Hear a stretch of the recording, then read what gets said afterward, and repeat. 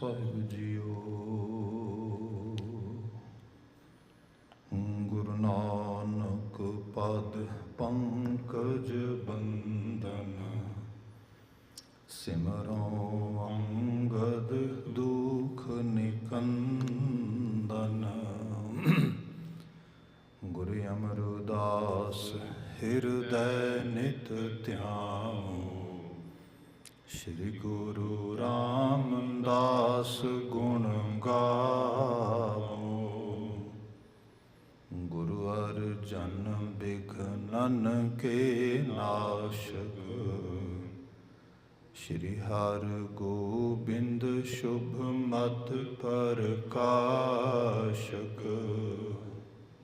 ਸ਼੍ਰੀ ਹਰਿ ਰਾਏ ਨਮੋ ਕਰ ਜੋਈ, ਸ਼੍ਰੀ ਹਰਿ ਕ੍ਰਿਸ਼ਨ ਨਾਮ ਬਹੋਰੀ। ਤੇਗ ਬਹਾਦਰ ਪਰਮ ਕਿਰਪਾਲਾ ਜੀ, ਪਰਮ ਕਿਰਪਾਲਾ। ਸ਼੍ਰੀ ਗੁਰੂ ਗੋਬਿੰਦ ਸਿੰਘ ਬਿਸਾਲਾ, ਤਰੋਂ ਤਰਾ ਤਰ ਪੁਨ ਪੁਨ ਸੀਸਾ ਜੀ, ਪੁਨ ਪੁਨ ਸੀਸਾ। ਬੰਦੋਂ ਬਾਰ ਬਾਰ ਜਗਦੀਸਾ, ਤਰੋਂ ਤਰਾ ਤਰ ਪੁਨ ਪੁਨ ਸੀਸਾ ਜੀ, ਪੁਨ ਪੁਨ ਸੀਸਾ। ਬੰਦੋਂ ਬਾਰ ਬਾਰ ਜਗਦੀਸਾ। ਵਾਹਿਗੁਰੂ ਸਾਹਿਬ ਜੀ। ਚੌਪਈ।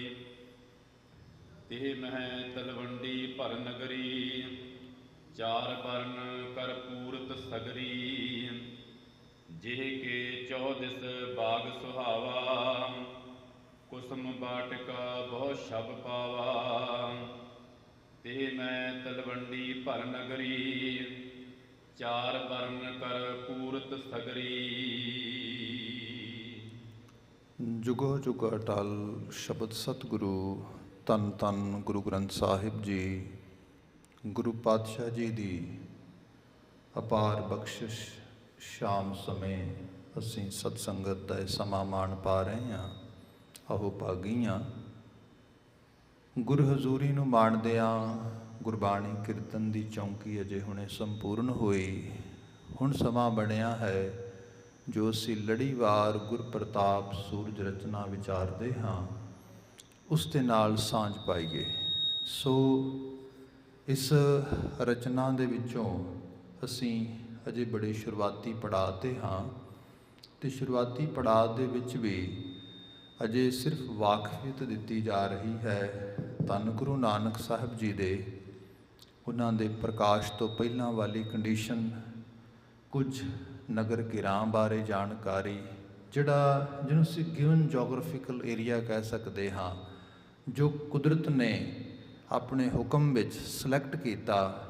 ਉਸ ਕਾਦਰ ਦੀ ਕਾਇਨਾਤ ਦੇ ਵਿੱਚ ਸਭ ਤੋਂ ਰੋਸ਼ਨ ਹਸਤੀ ਨੂੰ, ਜਿਹਨੂੰ ਅਸੀਂ ਧੰਨ ਗੁਰੂ ਨਾਨਕ ਸਾਹਿਬ ਕਹਿੰਦੇ ਹਾਂ, ਉਹਨਾਂ ਨੂੰ ਬਿਰਾਜਿਤ ਕਰਨ ਵਾਸਤੇ। ਸੋ ਕਵੀ ਜੀ ਉਹਨਾਂ ਦੀ ਕੁਝ ਵਡਿਆਈ ਉਸ ਰੂਪ ਵਿੱਚ ਸਾਡੇ ਸਾਹਮਣੇ ਸਾਡੇ ਸਮਕਕਸ਼ ਕਰ ਰਹੇ ਨੇ, ਜਿਹਦੇ ਉੱਤੇ ਅਸੀਂ ਬਾਤ ਮਾਈਕ ਔਨ ਕਰ ਰਹੇ, ਆਫ ਕਰਕੇ ਆ, ਜਿਹਦੇ ਉੱਤੇ ਅਸੀਂ ਇਹ ਬਾਤ ਕਰਨ ਦੀ ਕੋਸ਼ਿਸ਼ ਕਰਾਂਗੇ। ਸੋ ਆਪਾਂ ਹੁਣ ਇਸ ਰਚਨਾ ਨੂੰ ਪ੍ਰਾਰੰਭ ਕਰ ਰਹੇ ਹਾਂ। ਸੋ ਆਓ ਮਨ ਬਿਰਤੀਆਂ ਨੂੰ ਇਕਾਗਰ ਕਰੀਏ, ਇੱਕ ਵਾਰੀ ਸਾਰੇ ਮਿਲ ਕੇ ਗੁਰਫਤਿਹ ਦੀ ਸਾਂਝ ਪਾਈਏ ਤਾਂ ਕਿ ਅਸੀਂ ਵਿਚਾਰ ਦਾ ਆਗਾਜ਼ ਕਰ ਸਕੀਏ ਜੀ। ਸਭ ਪ੍ਰੇਮ ਕਹਿ ਦੇਣਾ ਜੀ, ਵਾਹਿਗੁਰੂ ਜੀ ਕਾ ਖਾਲਸਾ, ਵਾਹਿਗੁਰੂ ਜੀ ਕੀ ਫਤਿਹ। ਵਾਹਿਗੁਰੂ ਸਾਹਿਬ ਜੀ। ਚੌਪਈ। ਤਿਹ ਮਹਿ ਤਲਵੰਡੀ ਭਰ ਨਗਰੀ, ਚਾਰ ਬਰਨ ਕਰ ਪੂਰਤ ਸਗਰੀ। ਜਿਵੇਂ ਕਿ ਕਵੀ ਜੀ ਨੇ ਪਿੱਛੇ ਬਿਆਨ ਕੀਤਾ ਕਿ ਦੋ ਦਰਿਆ ਲੰਘਦੇ ਨੇ, ਇੱਕ ਪਾਸੇ ਰਾਵੀ, ਇੱਕ ਪਾਸੇ ਚਨਾਬ। ਉਹਨਾਂ ਦੋਨਾਂ ਦਰਿਆਵਾਂ ਦਾ ਵਿਚਲਾ ਇਲਾਕਾ, ਜਿਹਨੂੰ ਅਸੀਂ ਰਿਚਨਾ ਦੁਆਬ ਦੇ ਰੂਪ ਵਿੱਚ ਯਾਦ ਕਰ ਰਹੇ ਸੀ, ਉਸ ਰਿਚਨਾ ਦੁਆਬ ਦੇ ਅੰਦਰ ਬੜੀ ਇੱਕ ਉਪਜਾਊ ਸਰਜ਼ਮੀਨ ਜਿਹਦੇ ਉੱਤੇ ਇੱਕ ਨਗਰ ਵਸਿਆ ਤਲਵੰਡੀ। ਤਿਹ ਮੈਂ ਤਲਵੰਡੀ ਭਲ ਨਗਰੀ, ਇੱਕ ਬੜੀ ਭਲੀ ਨਗਰੀ ਤਲਵੰਡੀ ਹੈ। ਚਾਰ ਵਰਨ ਕਰਪੂਰਤ ਸਗਰੀ, ਜਿੱਥੇ ਚਾਰੇ ਵਰਨ ਆਪਣੇ ਜੀਵਨ ਦੀ ਲੋੜਾਂ ਦੀ ਪੂਰਤੀ ਬੜੀ ਆਸਾਨੀ ਨਾਲ ਕਰ ਰਹੇ ਨੇ। ਸੋ ਇਸ ਨਗਰ ਦੀ ਕਵੀ ਜੀ ਬਾਤ ਕਰ ਰਹੇ ਨੇ ਜੀ। ਜਿਹ ਕੇ ਚੌਦਿਸ ਬਾਗ ਸੁਹਾਵਾ, ਕੁਸਮ ਬਾਟਿਕਾ ਬਹੁ ਸ਼ਬ ਪਾਵਾ। ਜਿਹਦੇ ਚਾਰ ਛਪੇਰੇ ਬੜੇ ਖੂਬਸੂਰਤ ਬਾਗ ਨੇ, ਕੁਸਮ ਵਾਟਿਕਾਵਾਂ ਬੜੇ ਖੂਬਸੂਰਤ ਫੁੱਲਾਂ ਦੀਆਂ ਕਿਆਰੀਆਂ, ਫੁੱਲਾਂ ਦੀ ਚਾਰ ਛਪੇਰੇ ਬੜੀ ਵਧੀਆ ਫੁਲਵਾੜੀ ਉਹ ਨਜ਼ਰਿਆਬ ਆਉਂਦੀ ਹੈ। ਇਸ ਤਰੀਕੇ ਨਾਲ ਕਹਿ ਲਈਏ ਕਿ ਜੇ ਆਪਾਂ ਪੰਜਾਬ ਦੀ ਫਿਜ਼ਾ ਨੂੰ ਇੱਕ ਝਾਤੀ ਮਾਰ ਕੇ ਦੇਖਦੇ ਹਾਂ ਤੇ ਇਹਦੇ ਵਿੱਚ ਬਿਰਖ, ਦਰਖਤ, ਫੁੱਲ, ਫਲ ਇਹ ਸਾਰੇ ਕੁਦਰਤੀ ਤੌਰ ਤੇ ਆਪਣੇ ਆਪ ਦੇ ਅੰਦਰ, ਉਸ ਆਬੋ ਹਵਾ ਦੇ ਅੰਦਰ ਉਹਨਾਂ ਦੀ ਆਮਦ ਅੱਜ ਵੀ ਹੁੰਦੀ ਹੈ। ਪਰ ਜੇ ਆਪਾਂ ਅੱਜ ਤੋਂ 100, 150, 200 ਸਾਲ ਪਿੱਛੇ ਚਲੇ ਜਾਈਏ, ਆਪ ਕਿਤੇ ਕੋਈ ਪੁਰਾਣੀ ਐਲਬਮ ਦੇਖੋ, ਪੁਰਾਣੀ ਕੋਈ ਤਸਵੀਰ ਦੇਖੋ, ਲੋਕ ਗਾਲਬਨ ਕਹਿਣਗੇ ਕਿੰਨਾ ਸੋਹਣਾ ਲੱਗਦਾ ਆ, ਕਿੰਨੇ ਗਹਿਰੇ ਜੰਗਲ ਨੇ, ਕਿੰਨੇ ਗਹਿਰੇ ਬਾਗ ਨੇ, ਕਿੰਨੇ ਸੋਹਣੇ ਫੁੱਲ ਖਿੜੇ ਲੱਗਦੇ ਨੇ। ਅੰਦਾਜ਼ਾ ਲਾਓ ਜੇ ਕਿਤੇ 5 ਸਦੀਆਂ ਪਿੱਛੇ ਚਲੇ ਜਾਓ ਤੇ ਕੈਸੀ ਆਭਾ ਮੰਡਤ ਹੁੰਦੀ ਹੋਏਗੀ। ਸੋ ਕਵੀ ਜੀ ਨੇ ਉਸ ਕਿਸਮ ਦਾ ਕੁਝ ਚਿੱਤਰ ਇੱਥੇ ਸੁਰਜੀਤ ਕੀਤਾ ਹੈ ਜੀ। ਨਗਰ ਕੋਟ ਡਿੱਡ ਬਨਿਓ ਉਤੰਗਾ, ਮਸਤਰ ਧਰਤਾ ਜੋ ਗਿਰ ਸੰਗਾ। ਇਹਦੇ ਵਿੱਚ ਕਵੀ ਜੀ ਕਹਿੰਦੇ ਕਿ ਨਗਰ ਦੇ ਚਾਰ ਛਪੇਰੇ ਇੱਕ ਬੜੀ ਉੱਚੀ ਦੀਵਾਰ ਹੈ ਜਿਹੜੀ ਨਗਰ ਦੀ ਸ਼ੋਭਾ ਵੀ ਬਤਾਉਂਦੀ ਤੇ ਉਸ ਨੂੰ ਉਹ ਉਸ ਰੂਪ ਦੇ ਅੰਦਰ ਥੋੜਾ ਸ਼ੋਭਾ ਦੇ ਨਾਲ ਉਹਦੀ ਰਾਖੀ ਕਰਨ 'ਚ ਮਦਦ ਕਰਦੀ। ਨਾਲ ਹੀ ਕਵੀ ਜੀ ਨੇ ਜ਼ਿਕਰ ਕੀਤਾ ਮਸਤਰ ਧਰਤਾ ਜੋ ਗਿਰ ਸੰਗਾ, ਜਿਹੜੀ ਕਿ ਮਜ਼ਬੂਤੀ ਵਿੱਚ ਪਹਾੜ ਦਾ ਮੁਕਾਬਲਾ ਕਰਦੀ ਹੈ। ਜੋ ਇਸ ਤਰ੍ਹਾਂ ਲੱਗਦਾ ਆ ਕਿ ਇੱਕ ਤਰੀਕੇ ਨਾਲ ਪਹਾੜ ਦੇ ਨੁਮਾਇੰਦੇ ਇਸ ਨਗਰ ਦੀ ਰਾਖੀ ਵਾਸਤੇ ਉਹ ਦੀਵਾਰ ਬਣਾਈ ਗਈ ਹੈ ਜੀ। ਹਟਾ ਘਟਾ ਸੰਗ ਕਰਤ ਬਿਲਾਸਾ, ਮਨਹੁ ਨਿਰੋਧਨ ਕੀ ਹੈ ਆਸਾ। ਜਿਹੜੀਆਂ ਨਗਰ ਦੇ ਵਿੱਚ ਮਕਾਨਾਂ ਤੇ ਸੋਭ ਰਹੀਆਂ ਅਟਾਰੀਆਂ ਨੇ, ਉਹ ਇੰਜ ਜਾਣੋ ਕਿ ਬਹੁਤ ਉੱਚੀਆਂ ਹਨ ਤੇ ਉਹਨਾਂ ਅਟਾਰੀਆਂ ਨੇ ਬੱਦਲਾਂ ਨੂੰ ਰੋਕਣ ਦੀ ਆਸ ਹਿਰਦੇ ਵਿੱਚ ਬਿਠਾਈ ਹੋਈ ਹੈ। ਭਾਵ ਇਹ ਇੱਕ ਦ੍ਰਿਸ਼ ਉਸ ਨਗਰ ਦਾ ਖਿੱਚਿਆ ਜਾ ਰਿਹਾ ਹੈ। ਸਰਲ ਕਰਕੇ ਬਿਆਨ ਕਰਾਂ, ਮੈਂ ਬੀਤੇ ਕੱਲ ਵੀ ਬਾਤ ਕੀਤੀ ਸੀ, ਜਿਹਦੇ ਨਾਲ ਪਿਆਰ ਹੋਏ, ਸਨੇਹ ਹੋਏ, ਉਹਦੀ ਹਰ ਚੀਜ਼ ਚੰਗੀ ਲੱਗਦੀ ਹੈ। ਅਸੀਂ ਨਨਕਾਣਾ ਸਾਹਿਬ ਦੀ ਧਰਤੀ ਦੀ ਜ਼ਿਆਰਤ ਕਰਨ ਨੂੰ ਤੜਪਦੇ ਹਾਂ। ਆਪ ਅਹਿਸਾਸ ਕਰੋ 47 ਦੇ ਵਿੱਚ ਪਾਰਟੀਸ਼ਨ ਹੋਇਆ, ਅਸੀਂ ਵੱਡਾ ਹਿੱਸਾ ਸਿੱਖ ਸਮਾਜ ਦਾ ਉਰਲੇ ਪਾਸੇ ਆ ਗਿਆ ਤੇ ਜਿਹੜਾ ਦਿਲਾਂ ਦੇ ਵਿੱਚ ਨਨਕਾਣਾ ਸਾਹਿਬ, ਪੰਜਾ ਸਾਹਿਬ, ਗੁਰਦੁਆਰਾ ਸੱਚਾ ਸੌਦਾ, ਹੋਰ ਸਾਰੇ ਗੁਰਧਾਮ ਜਿਹੜੇ ਨੇ ਉਹਨਾਂ ਦਾ ਇਸ਼ਕ ਥੋੜ੍ਹਾ ਖਤਮ ਹੋ ਗਿਆ, ਉਹ ਤੇ ਉਵੇਂ ਹੀ ਰਿਹਾ। ਤੇ ਆਖਰਕਾਰ ਅੱਜ ਤੋਂ ਕੋਈ ਗਾਲਬਨ ਕਹਿ ਲਈਏ 70-80 ਸਾਲ ਪਹਿਲਾਂ ਸਾਡੇ ਪੁਰਖਿਆਂ ਨੇ ਬੈਠ ਕੇ ਕਿਹਾ ਅਰਦਾਸ ਵਿੱਚ ਹੀ ਬਚਨ ਪਾ ਦਿਓ ਵੀ ਜਿਨ੍ਹਾਂ ਨਨਕਾਣਾ ਸਾਹਿਬ ਤੇ ਹੋਰ ਗੁਰਧਾਮਾਂ ਤੋਂ ਜਿਨ੍ਹਾਂ ਤੋਂ ਪੰਥ ਨੂੰ ਵਿਛੋੜਿਆ ਗਿਆ ਹੈ, ਤਿੰਨਾਂ ਦੇ ਖੁੱਲੇ ਦਰਸ਼ਨ ਦੀਦਾਰ ਆਪਣੇ ਖਾਲਸਾ ਜੀ ਨੂੰ ਬਖਸ਼ੋ। ਇਹ ਪ੍ਰੀਤ ਦੀ ਗੱਲ ਹੀ ਹੈ। ਨਹੀਂ ਤੇ ਬੰਦਾ ਕਹੇਗਾ ਲੈ ਜਿਹੋ ਜੀ ਮਿੱਟੀ ਇਹ ਆ, ਉਹੋ ਜੀ ਮਿੱਟੀ ਉਹ ਆ, ਜਿਹੋ ਜਿਹਾ ਗੁਰਦੁਆਰਾ ਇੱਥੇ ਬਣਿਆ ਉਹੋ ਜਿਹਾ ਗੁਰਦੁਆਰਾ ਉੱਥੇ ਬਣਿਆ, ਤੁਹਾਡਾ ਦਰਬਾਰ ਸਾਹਿਬ ਇੱਥੇ ਸਭ ਕੁਝ। ਜਦੋਂ ਨਨਕਾਣਾ ਕਰਤਾਰਪੁਰ ਲਾਂਘਾ ਖੋਲ੍ਹਣ ਦੀ ਗੱਲ ਹੋਈ ਤੇ ਬੜੇ ਲੋਕਾਂ ਨੇ ਦਲੀਲ ਦਿੱਤੀ, ਲੈ ਕੀ ਫਰਕ ਪੈਂਦਾ, ਇਸ ਪਾਸੇ ਤੁਹਾਡੇ ਕੋਲ ਸੁਲਤਾਨਪੁਰ ਦਾ ਐਡਾ ਆਲੀਸ਼ਾਨ ਗੁਰਦੁਆਰਾ ਹੈ, ਤੁਸੀਂ ਇੰਨੇ ਡੇਰਾ ਬਾਬਾ ਨਾਨਕ ਦੇ ਕੋਲ ਉੱਥੇ ਜਾ ਕੇ ਵੇਖ ਸਕਦੇ ਹੋ। ਇਹੋ ਜਿਹੀਆਂ ਚੀਜ਼ਾਂ ਸਾਰੀਆਂ ਬਾਤਾਂ ਕੀਤੀਆਂ ਗਈਆਂ। ਪਰ ਇਹ ਹੈ ਜਿੱਥੇ ਆਸਥਾ ਹੋਏ, ਜਿਹਦੇ ਨਾਲ ਪ੍ਰੀਤ ਹੋਏ, ਉਸ ਮਿੱਟੀ ਨੂੰ ਚੁੱਕ ਕੇ ਮੱਥੇ ਨੂੰ ਲਾਉਣ ਨਾਲ ਬੰਦੇ ਨੂੰ ਉਹਦੀ ਜਿਹੜੀ ਹੈ ਜੋ ਸਕੂਨ ਮਿਲਦਾ ਹੈ, ਉਹਦਾ ਕੋਈ ਅਹਿਸਾਸ ਬੰਦਾ ਕਰ ਨਹੀਂ ਸਕਦਾ। ਸੋ ਕਵੀ ਜੀ ਯਕੀਨਨ ਤੌਰ ਤੇ ਗੁਰੂ ਨਾਨਕ ਸਾਹਿਬ ਦੀ ਵਡਿਆਈ ਵਿੱਚ ਬਾਤ ਪਾਉਣਗੇ, ਪਰ ਉਸ ਵਡਿਆਈ ਦੇ ਨਾਲ ਕਹਿੰਦੇ ਜਿਸ ਨਗਰ ਗਿਰਾਂ ਮੇਰੇ ਬਾਬਾ ਨਾਨਕ ਨੇ ਭਾਗ ਲਾਉਣੇ ਨੇ, ਉਹਦੀ ਵਡਿਆਈ ਵੀ ਬੜੀ ਆਲਾ ਹੈ ਜੀ। ਮੰਦਰ ਜੈ ਸੁੰਦਰ ਸ਼ਬ ਪਾਈ, ਸਰਬ ਰੁਤਨ ਮਹਿ ਜੇ ਸੁਖਦਾਈ। ਸਰਬ ਰੁਤਨ ਮੈਂ ਦੇ ਸੁਖਦਾਈ, ਸਭ ਰੁੱਤਾਂ ਦੇ ਵਿੱਚ ਜਿਹੜੇ ਸੁਖਦਾਈ ਹੋਣ, ਇਹੋ ਜਿਹੇ ਮਕਾਨ ਅਸੀਂ ਸਾਰੇ ਹੀ ਲੱਭਦੇ ਹਾਂ ਜਿਨ੍ਹਾਂ ਦੇ ਵਿੱਚ ਵਾਤਾਵਰਣ ਦੇ ਮੁਤਾਬਕ, ਵਾਤਾਨੁਕੂਲਿਤ ਅਕੋਰਡਿੰਗ ਟੂ ਜਿਹੜਾ ਵੈਦਰ ਕੰਡੀਸ਼ਨਸ, ਸਾਨੂੰ ਕੰਫਰਟ ਮਹਿਸੂਸ ਹੋ ਸਕੇ। ਕਵੀ ਜੀ ਬਿਆਨ ਕਰਦੇ ਮੰਦਰ ਜਹ ਸੁੰਦਰ ਛਬ ਪਾਈ, ਜਿਹੜੇ ਤਲਵੰਡੀ ਦੇ ਮੰਦਰ ਨੇ, ਮਕਾਨ ਨੇ, ਉਹ ਬੜੇ ਵਾਤਾਨੁਕੂਲਿਤ ਨੇ।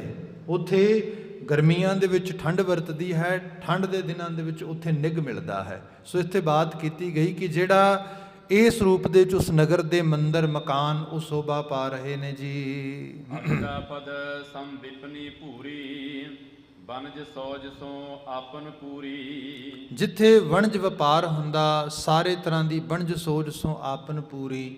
ਜਿਹੜੀਆਂ ਆਰ ਦੁਕਾਨਾਂ ਨੇ ਉਹ ਪੂਰੀਆਂ ਭਰੀਆਂ ਹੋਈਆਂ ਨੇ, ਚੰਗੇ ਰੂਪ ਦੇ ਵਿੱਚ ਸਾਰੇ ਉੱਥੇ ਕਾਰੋਬਾਰ ਕਰਦੇ, ਉੱਥੇ ਦੁਕਾਨਾਂ ਤੇ ਸਾਜੋ ਸਮਾਨ ਮਿਲਦਾ, ਭਰੇ ਪੂਰੇ ਬਾਜ਼ਾਰ ਨੇ ਜੀ ਤਲਵੰਡੀ ਦੇ। ਸ੍ਰੀ ਨਾਨਕ ਆਗਮ ਕੇ ਹੇਤੂ ਰਜਿਓ ਸੁਰਗ ਵਿਦ ਸੁਖ ਸੰਕੇਤੂ। ਸ਼੍ਰੀ ਗੁਰੂ ਨਾਨਕ ਦੇਵ ਜੀ ਦੇ ਪ੍ਰਕਾਸ਼ ਨੂੰ ਮੁੱਖ ਰੱਖਦਿਆਂ ਹੋਇਆਂ ਵਿਧਾਤਾ ਅਕਾਲ ਪੁਰਖ ਵਾਹਿਗੁਰੂ ਨੇ ਇੰਜ ਜਾਣੋ ਜਿਵੇਂ ਸਵਰਗ ਦੇ ਸਾਰੇ ਹੀ ਸੁੱਖ ਇਸ ਨਗਰੀ ਇਸ ਗਿਰਾਨ ਦੇ ਵਿੱਚ ਲਿਆ ਕੇ ਫੈਲਾ ਦਿੱਤੇ ਹੋਣ।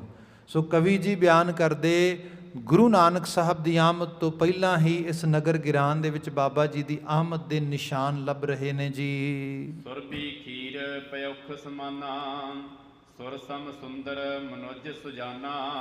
ਥੋੜਾ ਜਿਹਾ ਇਹਨੂੰ ਦੇਖਣਾ ਭਾਸ਼ਾ ਦੇ ਆਧਾਰ ਦੇ ਉੱਤੇ। ਸੁਰਬੀ ਖੀਰ ਪਯੂਖ ਸਮਾਨਾ, ਅੱਛਾ ਲਿਖੇ ਗੁਰਮੁਖੀ ਅੱਖਰ ਨੇ। ਮੈਂ ਗਰੰਟੀ ਕਰਦਾ ਹਾਂ ਅਸੀਂ ਜਿਹੜੇ ਪੰਜਾਬੀ 'ਚ ਮਾਸਟਰਸ ਵੀ ਕੀਤੀ ਹੋਏਗੀ ਸਾਨੂੰ ਇਹਦਾ ਰਾਈਟ ਵੇ ਸਮਝ ਨਹੀਂ ਆਏਗੀ, ਕਿਉਂਕਿ ਨਾ ਸਾਨੂੰ ਸੁਰਬੀ ਦਾ ਪਤਾ, ਨਾ ਸਾਨੂੰ ਖੀਰ ਨੂੰ ਜਿਸ ਤਰੀਕੇ ਨਾਲ ਅਸੀਂ ਲੈ ਰਹੇ ਹਾਂ ਉਹ ਖੀਰ ਨਹੀਂ ਹੈ, ਤੇ ਯਕੀਨਨ ਤੌਰ ਤੇ ਪਯੂਸ਼ ਇਹਦਾ ਵੀ ਨਹੀਂ ਪਤਾ। ਸਮਾਨਾ ਹਾਂ ਇਹ ਸਮਝ ਆ ਜਾਏਗੀ ਕਿਉਂਕਿ ਥੋੜਾ ਅਸੀਂ ਹਿੰਦਕੀ ਤੇ ਪੰਜਾਬੀ ਭਾਸ਼ਾ 'ਚ ਉਹਦੇ ਨੇੜੇ ਹੈ। ਸੁਰਬੀ ਗਾਂ ਨੂੰ ਕਹਿੰਦੇ ਨੇ ਜਿਹੜੀ ਹੈ ਉਸ ਰੂਪ ਦੇ 'ਚ। ਖੀਰ ਬ੍ਰਿਜ ਭਾਸ਼ਾ ਸਿੰਧੀ ਭਾਸ਼ਾ 'ਚ ਦੁੱਧ ਨੂੰ ਕਿਹਾ ਜਾਂਦਾ ਹੈ। ਅਸੀਂ ਦੁੱਧ ਤੋਂ ਬਣੀ ਹੋਈ ਚੌਲਾਂ ਦੇ ਨਾਲ ਜਿਹੜਾ ਪਦਾਰਥ ਖਾਣ ਵਾਲਾ ਉਹਨੂੰ ਖੀਰ ਕਹਿੰਦੇ ਆ, ਪਰ ਉਸ ਭਾਸ਼ਾ ਦੇ ਵਿੱਚ ਜਿਹੜੀ ਬ੍ਰਿਜ ਅਤੇ ਸਿੰਧੀ ਹੈ ਇਹਦੇ 'ਚ ਖੀਰ ਦੁੱਧ ਨੂੰ ਕਿਹਾ ਜਾਂਦਾ ਹੈ। ਕਵੀ ਜੀ ਕਹਿੰਦੇ ਵੀ ਗਾਈਆਂ ਦੁੱਧ ਕਾਹਦਾ ਦਿੰਦੀਆਂ, ਇੱਥੇ ਤੇ ਸੁਰਬੀ ਖੀਰ ਪਯੂਸ਼ ਸਮਾਨਾ, ਪਯੂਸ਼ ਅੰਮ੍ਰਿਤ ਨੂੰ ਕਿਹਾ ਜਾਂਦਾ। ਐਸਾ ਤਰਲ ਜਿਹੜਾ ਪੇ ਦੇ ਬਰਾਬਰ, ਜਿਹੜਾ ਅੰਮ੍ਰਿਤ ਦੇ ਬਰਾਬਰ ਹੋਏ। ਸੋ ਇੱਥੇ ਕਿਹਾ ਗਿਆ ਕਿ ਨਗਰ ਦੀ ਆਭਾਈ ਮੰਡਤ ਹੋਈ ਪਈ ਏ, ਗਾਈਆਂ ਦਾ ਦੁੱਧ ਵੀ ਅੰਮ੍ਰਿਤ ਬਣ ਗਿਆ ਹੈ। ਸੁਰਸਮ ਸੁੰਦਰ ਮਨੁਜ ਸਮਾਨਾ, ਜਿਹੜੇ ਮਨੁਜ ਨੇ, ਮਨੁੱਖ ਨੇ, ਉਹ ਆਮ ਮਨੁੱਖ ਨਹੀਂ ਰਹੇ, ਉਹ ਦੇਵ ਬਿਰਤੀ ਵਿੱਚ ਆ ਗਏ ਨੇ। ਨੋ ਡਾਊਟ ਧੰਨ ਗੁਰੂ ਨਾਨਕ ਮਹਾਰਾਜ ਜੀ ਦੀ ਆਮਦ ਦੇ ਸਮੇਂ ਜੋ ਨਗਰ ਦਾ ਦ੍ਰਿਸ਼ ਆ, ਦੇਖੋ ਨਗਰ ਦੇ ਉਹੀ ਲੋਕ ਨੇ ਜਿਨ੍ਹਾਂ ਗੁਰੂ ਨਾਨਕ ਸਾਹਿਬ ਨੂੰ ਜਗਤ ਗੁਰੂ ਦੇ ਰੂਪ ਦੇ ਵਿੱਚ ਪਹਿਲੀ ਨਜ਼ਰੇ ਦੇਖਿਆ, ਪਹਿਚਾਨਿਆ, ਤੇ ਉਹਨਾਂ ਦੇ ਨਾਲ ਉਸ ਕਿਸਮ ਦੀ ਵਾਬਸਤਗੀ ਕੀਤੀ। ਅਸੀਂ ਆਉਂਦੇ ਦਿਨਾਂ 'ਚ ਜਿਵੇਂ ਜਿਵੇਂ ਗੁਰੂ ਸਾਹਿਬ ਦੇ ਅਵਤਾਰ ਪੁਰਬ ਦੇ ਨੇੜੇ ਜਾਵਾਂਗੇ, ਅਸੀਂ ਦਾਈ ਦੌਲਤਾਂ ਦੀ ਗੱਲ ਕਰਾਂਗੇ, ਦਾਈ ਤੁਲਸਾਂ ਦੀ ਗੱਲ ਕਰਾਂਗੇ, ਅਸੀਂ ਪੰਡਤ ਹਰਦਾਸ ਦੀ ਗੱਲ ਕਰਾਂਗੇ, ਅਸੀਂ ਕਾਜ਼ੀ ਨੂਰਦੀਨ ਦੀ ਗੱਲ ਕਰਾਂਗੇ, ਅਸੀਂ ਰਾਏ ਬੁਲਾਰ ਦੀ ਬਹੁਤ ਸਾਰੀ ਬਾਤ ਪਾਵਾਂਗੇ, ਅਸੀਂ ਬੀਬੀ ਖੋਖਰਾਂ ਦੀ ਗੱਲ ਕਰਾਂਗੇ। ਸਾਰੇ ਨਗਰ ਦੇ ਵਾਸੀ ਨੇ। ਅਜੇ ਤੇ ਬੜੀ ਲੰਮੀ ਫੈਲ ਲਿਸਟ ਆ, ਪਰ ਕਵੀ ਜੀ ਬਿਆਨ ਕਰਦੇ ਕਹਿੰਦੇ ਕਿ ਸੱਚ ਇਹ ਹੈ ਸੁਰਬੀ ਖੀਰ ਪਯੂਸ਼ ਸਮਾਨਾ ਸੁਰਸਮ ਸੁੰਦਰ ਮਨੁਜ ਸੁਜਾਨਾ। ਜਿਹੜੇ ਉੱਥੋਂ ਦੇ ਮਨੁਜ ਨੇ ਉਹ ਤੇ ਸੁਰਜਨ ਨੇ। ਇੰਝ ਲੱਗਦਾ ਜਿਵੇਂ ਦੇਵਤਿਆਂ ਵਰਗੇ ਲੋਕ ਇਸ ਨਗਰੀ ਦੇ ਵਿੱਚ ਰਹਿ ਰਹੇ ਨੇ ਜੀ। ਜੇ ਕੀ ਰਚਨਾ ਹੀਰ ਵਿਚਿਤਰਾ ਵਿਸ਼ਵਕਰਮਾ ਹੋਇਓ ਚਿਤ ਚਿਤਰਾ। ਇਸ ਨਗਰ ਦੀ ਰਚਨਾ ਐਡੀ ਬਾ ਕਮਾਲ ਆ ਕਿ ਜੇ ਕਿਤੇ ਵਿਸ਼ਵਾਮਿੱਤਰ ਆ ਜਾਏ, ਇੱਕ ਮਿਥਿਹਾਸ ਦਾ ਕਰੈਕਟਰ ਆ ਕਹਿੰਦੇ ਜਿੰਨੇ ਸਾਰੇ ਕਾਸੇ ਨੂੰ ਬਣਾਇਆ ਹੈ, ਉਹ ਵੀ ਆ ਕੇ ਚਕਤ ਰਹਿ ਜੇ ਵੀ ਐਵੇਂ ਦਾ ਨਗਰ ਮੈਂ ਤੇ ਸੋਚ ਵੀ ਨਹੀਂ ਸਕਦਾ, ਐਵੇਂ ਦਾ ਵੀ ਬਣਾਇਆ ਜਾ ਸਕਦਾ। ਕਵੀ ਜੀ ਨੇ ਇੱਕ ਅਤ ਕਥਨੀ ਅਲੰਕ੍ਰਿਤ ਭਾਵ ਦੇ ਨਾਲ ਇਹ ਬਾਤ ਲਿਖੀ ਹੈ। ਇਹਦੇ 'ਚ ਅੱਗੇ ਵੀ ਕਾਫੀ ਸਾਰੇ ਬਿੰਬ ਸਨਾਤਨੀ ਧਾਰਾ ਨਾਲ ਜੁੜੇ ਹੋਏ ਆਉਣਗੇ। ਉਹਦੇ ਦੋ ਮੁੱਖ ਰੂਪ 'ਚ ਮੈਂ ਰੀਜ਼ਨ ਦੇਣੇ ਚਾਹਾਂਗਾ ਕਿਉਂਕਿ ਅਸੀਂ ਚੀਜ਼ਾਂ ਦੀ ਇੰਟਰਪ੍ਰੀਟੇਸ਼ਨ ਸਹੀ ਤਰ੍ਹਾਂ ਸਮਝੀਏ। ਇੱਕ ਤੇ ਇਹ ਕਿ ਕਵੀ ਜੀ ਗੁਰੂ ਨਾਨਕ ਸਾਹਿਬ ਦੀ ਆਮਦ ਤੋਂ ਪਹਿਲਾਂ ਦਾ ਦ੍ਰਿਸ਼ ਖਿੱਚ ਰਹੇ ਨੇ। ਸੋ ਉੱਥੇ ਡੈਫੀਨੇਟਲੀ ਇਹ ਸਾਰੀਆਂ ਜਿਹੜੀਆਂ ਨੇ ਮਿਥਿਅਕ ਚੀਜ਼ਾਂ ਤੇ ਸਭ ਚੀਜ਼ਾਂ ਦੀ ਉਹਨਾਂ ਦੀ ਲੋਕਾਂ ਦੇ ਵਿੱਚ ਚੱਲਣ ਸੀਗਾ। ਦੂਸਰਾ ਇਹ ਕਿ ਕਵੀ ਸੰਤੋਖ ਸਿੰਘ ਜੀ ਦੀ ਜਿਹੜੀ ਸਾਰੀ ਤਾਲੀਮ ਆ ਇਹ ਹੋਈ ਹੈ ਬਿਲਕੁਲ ਬ੍ਰਾਹਮਣੀ এনवायरमेंट ਦੇ ਵਿੱਚ ਬੂੜੀਏ ਆ ਕੇ। ਕਿਉਂਕਿ ਜੇ ਆਪਾਂ ਧਿਆਨ ਮਾਰੀਏ ਨਾ ਸਾਡੇ ਵਿਦਵਾਨਾਂ ਦੇ ਵਿੱਚ ਜਿਹੜੀ ਕਮਿਊਨਿਟੀ ਇੱਕ ਏਡੇ ਵੱਡੇ ਚੈਲੰਜ ਵਿੱਚੋਂ ਲੰਘੀ ਹੋਏ ਤੇ ਫਿਰ ਵੀ ਸਰਵਾਈਵ ਕਰ ਜੇ। ਅਸੀਂ ਬੀਤੇ ਕੱਲ੍ਹ ਵੀ ਨਵੰਬਰ 84 ਦੀ ਗੱਲ ਕਰ ਰਹੇ ਸੀਗੇ। 3 ਦਿਨ ਲਗਾਤਾਰ ਇਸ ਪੋਸਟ ਮਾਡਰਨ ਐਰਾ ਦੇ ਵਿੱਚ ਜਿਹਨੂੰ ਕਹਿੰਦੇ ਵੀ ਸਭ ਤੋਂ ਆਧੁਨਿਕ ਸਮੇਂ 'ਚ ਅਸੀਂ ਆ ਗਏ ਹਾਂ ਜੀ। ਅੱਜ ਤੇ ਦੁਨੀਆ ਇੱਕ ਗਲੋਬਲ ਵਿਲੇਜ ਬਣ ਗਈ ਹੈ ਜੀ। ਅੱਜ ਤੇ ਹਰ ਚੀਜ਼ ਸਾਫ਼ ਗੋਈ ਨਾਲ ਹੈ ਜੀ। ਤੇ ਬਿਲਕੁਲ ਜਿਹੜਾ 80 ਦਾ ਦਹਾਕਾ ਆ ਇਹਦੇ 'ਚ IT ਜਿਹੜਾ ਅਸੀਂ ਜਿਹੜੀ ਇਹ ਇਨਫੋਰਮੇਸ਼ਨ ਤੇ ਟੈਕਨੋਲੋਜੀ ਹੈ ਬਸ ਇਹ ਸਲਵਟੇ ਲੈ ਰਹੀ ਹੈ। ਜਿਵੇਂ ਹੁਣ ਅਸੀਂ AI ਆਰਟੀਫਿਸ਼ੀਅਲ ਇੰਟੈਲੀਜੈਂਸ ਦੀ ਗੱਲ ਕਰਦੇ ਹਾਂ, ਆਰਟੀਫਿਸ਼ੀਅਲ ਇੰਟੈਲੀਜੈਂਸ ਇਸ ਵਕਤ ਸਲਵਟੇ ਲੈ ਰਹੀ ਹੈ। ਬਸ ਇਹ ਕੁਝ ਸਾਲਾਂ ਦੀ ਖੇਡ ਆ ਜਿਹਦੇ ਵਿੱਚ ਸਾਰੀ ਦੁਨੀਆ ਜਿਹੜੀ ਪੂਰੀ ਦੀ ਪੂਰੀ ਬਦਲ ਕੇ ਰਹਿ ਜਾਣੀ। ਮਤਲਬ ਮੈਂ ਹੀ ਆਪਣੀ ਭਾਸ਼ਾ ਵਿੱਚ ਆਪਣੇ ਰੂਪ ਦੇ ਵਿੱਚ ਕਥਾ ਸੁਣਨੀ ਹੋਏ ਕਰੇਗੀ ਤੇ ਮਾਫੀ ਚਾਹਾਂਗਾ, ਮੈਨੂੰ ਆਪ ਸ਼ਾਇਦ ਗ੍ਰੰਥ ਪੜ੍ਹਨ ਦੀ ਲੋੜ ਨਹੀਂ ਪਏਗੀ, ਮੇਰੀ ਪਿਛਲੀ ਰਿਕਾਰਡਿੰਗ ਉਹਦੇ 'ਚ ਪਾ ਕੇ AI ਮੈਨੂੰ ਸੁਣਾ ਦੇ ਕਰੇਗੀ। This is ਗੋਨਾ happen. ਇਹ ਸੱਚ ਹੋ ਰਿਹਾ। ਅੱਜ ਜਿਸ ਤਰੀਕੇ ਦੇ ਨਾਲ GBT ਐਪ ਤੇ ਉਹਦੀਆਂ ਸਾਰੀਆਂ ਗੱਲਾਂ ਤੁਸੀਂ ਬੱਚਿਆਂ ਨੂੰ ਦੇਖਦੇ ਹੋ ਵੀ ਕਿਸ ਤਰੀਕੇ ਦੇ ਨਾਲ ਉਹ ਐਸੇ ਲਿਖੀ ਜਾ ਰਹੀ ਹੈ ਸਾਰਾ ਕੁਝ, ਤੇ ਹਾਲਾਂਕਿ ਜਿਨ੍ਹਾਂ ਨੇ ਉਹ ਸਾਰੀ ਚੀਜ਼ ਬਣਾਈ ਹੈ ਜਦੋਂ ਉਹਨਾਂ ਨੂੰ ਪੁੱਛਦੇ ਆ ਉਹ ਕਹਿੰਦੇ we gonna laugh at it in just 1 year. ਵੀ ਕਿੱਡੇ ਅਸੀਂ ਕਾਮਨ ਸੈਂਸ ਹੀ ਨਹੀਂ ਸੀ ਹੈਗੀ, ਐਡੀ ਅਸੀਂ ਮਤਲਬ ਬ੍ਰਿਲੀਅੰਟ ਚੀਜ਼ ਲੈ ਆਉਣ ਵਾਲੀ ਹੈ। ਸੋ ਇਹ ਸਾਰੀਆਂ ਚੀਜ਼ਾਂ, ਸੋ ਇੱਕ ਸਲਵਟੇ ਲੈ ਰਿਹਾ ਸਾਰਾ ਕੁਝ ਹੁਣ ਇਸ এনवायरमेंट ਦੇ ਵਿੱਚ। ਉਸ ਸਮੇਂ ਇਨਫੋਰਮੇਸ਼ਨ ਟੈਕਨੋਲੋਜੀ ਇਹ ਬਿਲਕੁਲ ਕਹਿ ਲਓ ਹੀ ਕਰਵਟ ਬਦਲ ਰਹੀ ਸੀਗੀ। ਸਮਾਜ ਆਪਣੇ ਆਪ ਦੇ ਵਿੱਚ ਚਾਰ ਚੁਫੇਰੇ ਇੱਕ ਦੂਜੇ ਨੂੰ ਜਾਣ ਰਿਹਾ ਸੀ, ਯੂਰਪ, ਅਮਰੀਕਾ, ਸਾਰਾ ਖਿੱਤੇ। ਤੇ ਉਸ ਸਾਰੇ ਦੌਰ ਦੇ ਅੰਦਰ ਦਿਨ ਚਿੱਟੇ ਦੇ ਅੰਦਰ ਸ਼ਰੇਆਮ ਇੱਕ ਮੁਲਕ ਦੀ ਰਾਜਧਾਨੀ ਦੇ ਵਿੱਚ ਸ਼ਰੇਆਮ ਲੋਕਾਂ ਦੇ ਗਲਾਂ 'ਚ ਟਾਇਰ ਪਾ ਕੇ, ਤੇਲ ਪਾ ਕੇ, ਅੱਗ ਲਾ ਕੇ ਸਾੜੇ ਗਏ। ਦੇਖੋ ਤੁਸੀਂ ਇਹ ਚੀਜ਼ ਮਤਲਬ 40 ਸਾਲ ਦਾ ਕੀ ਸਮਾਂ ਹੁੰਦਾ, ਇੱਕ ਜਨਰੇਸ਼ਨ ਦਾ ਵੀ ਸਮਾਂ ਨਹੀਂਗਾ।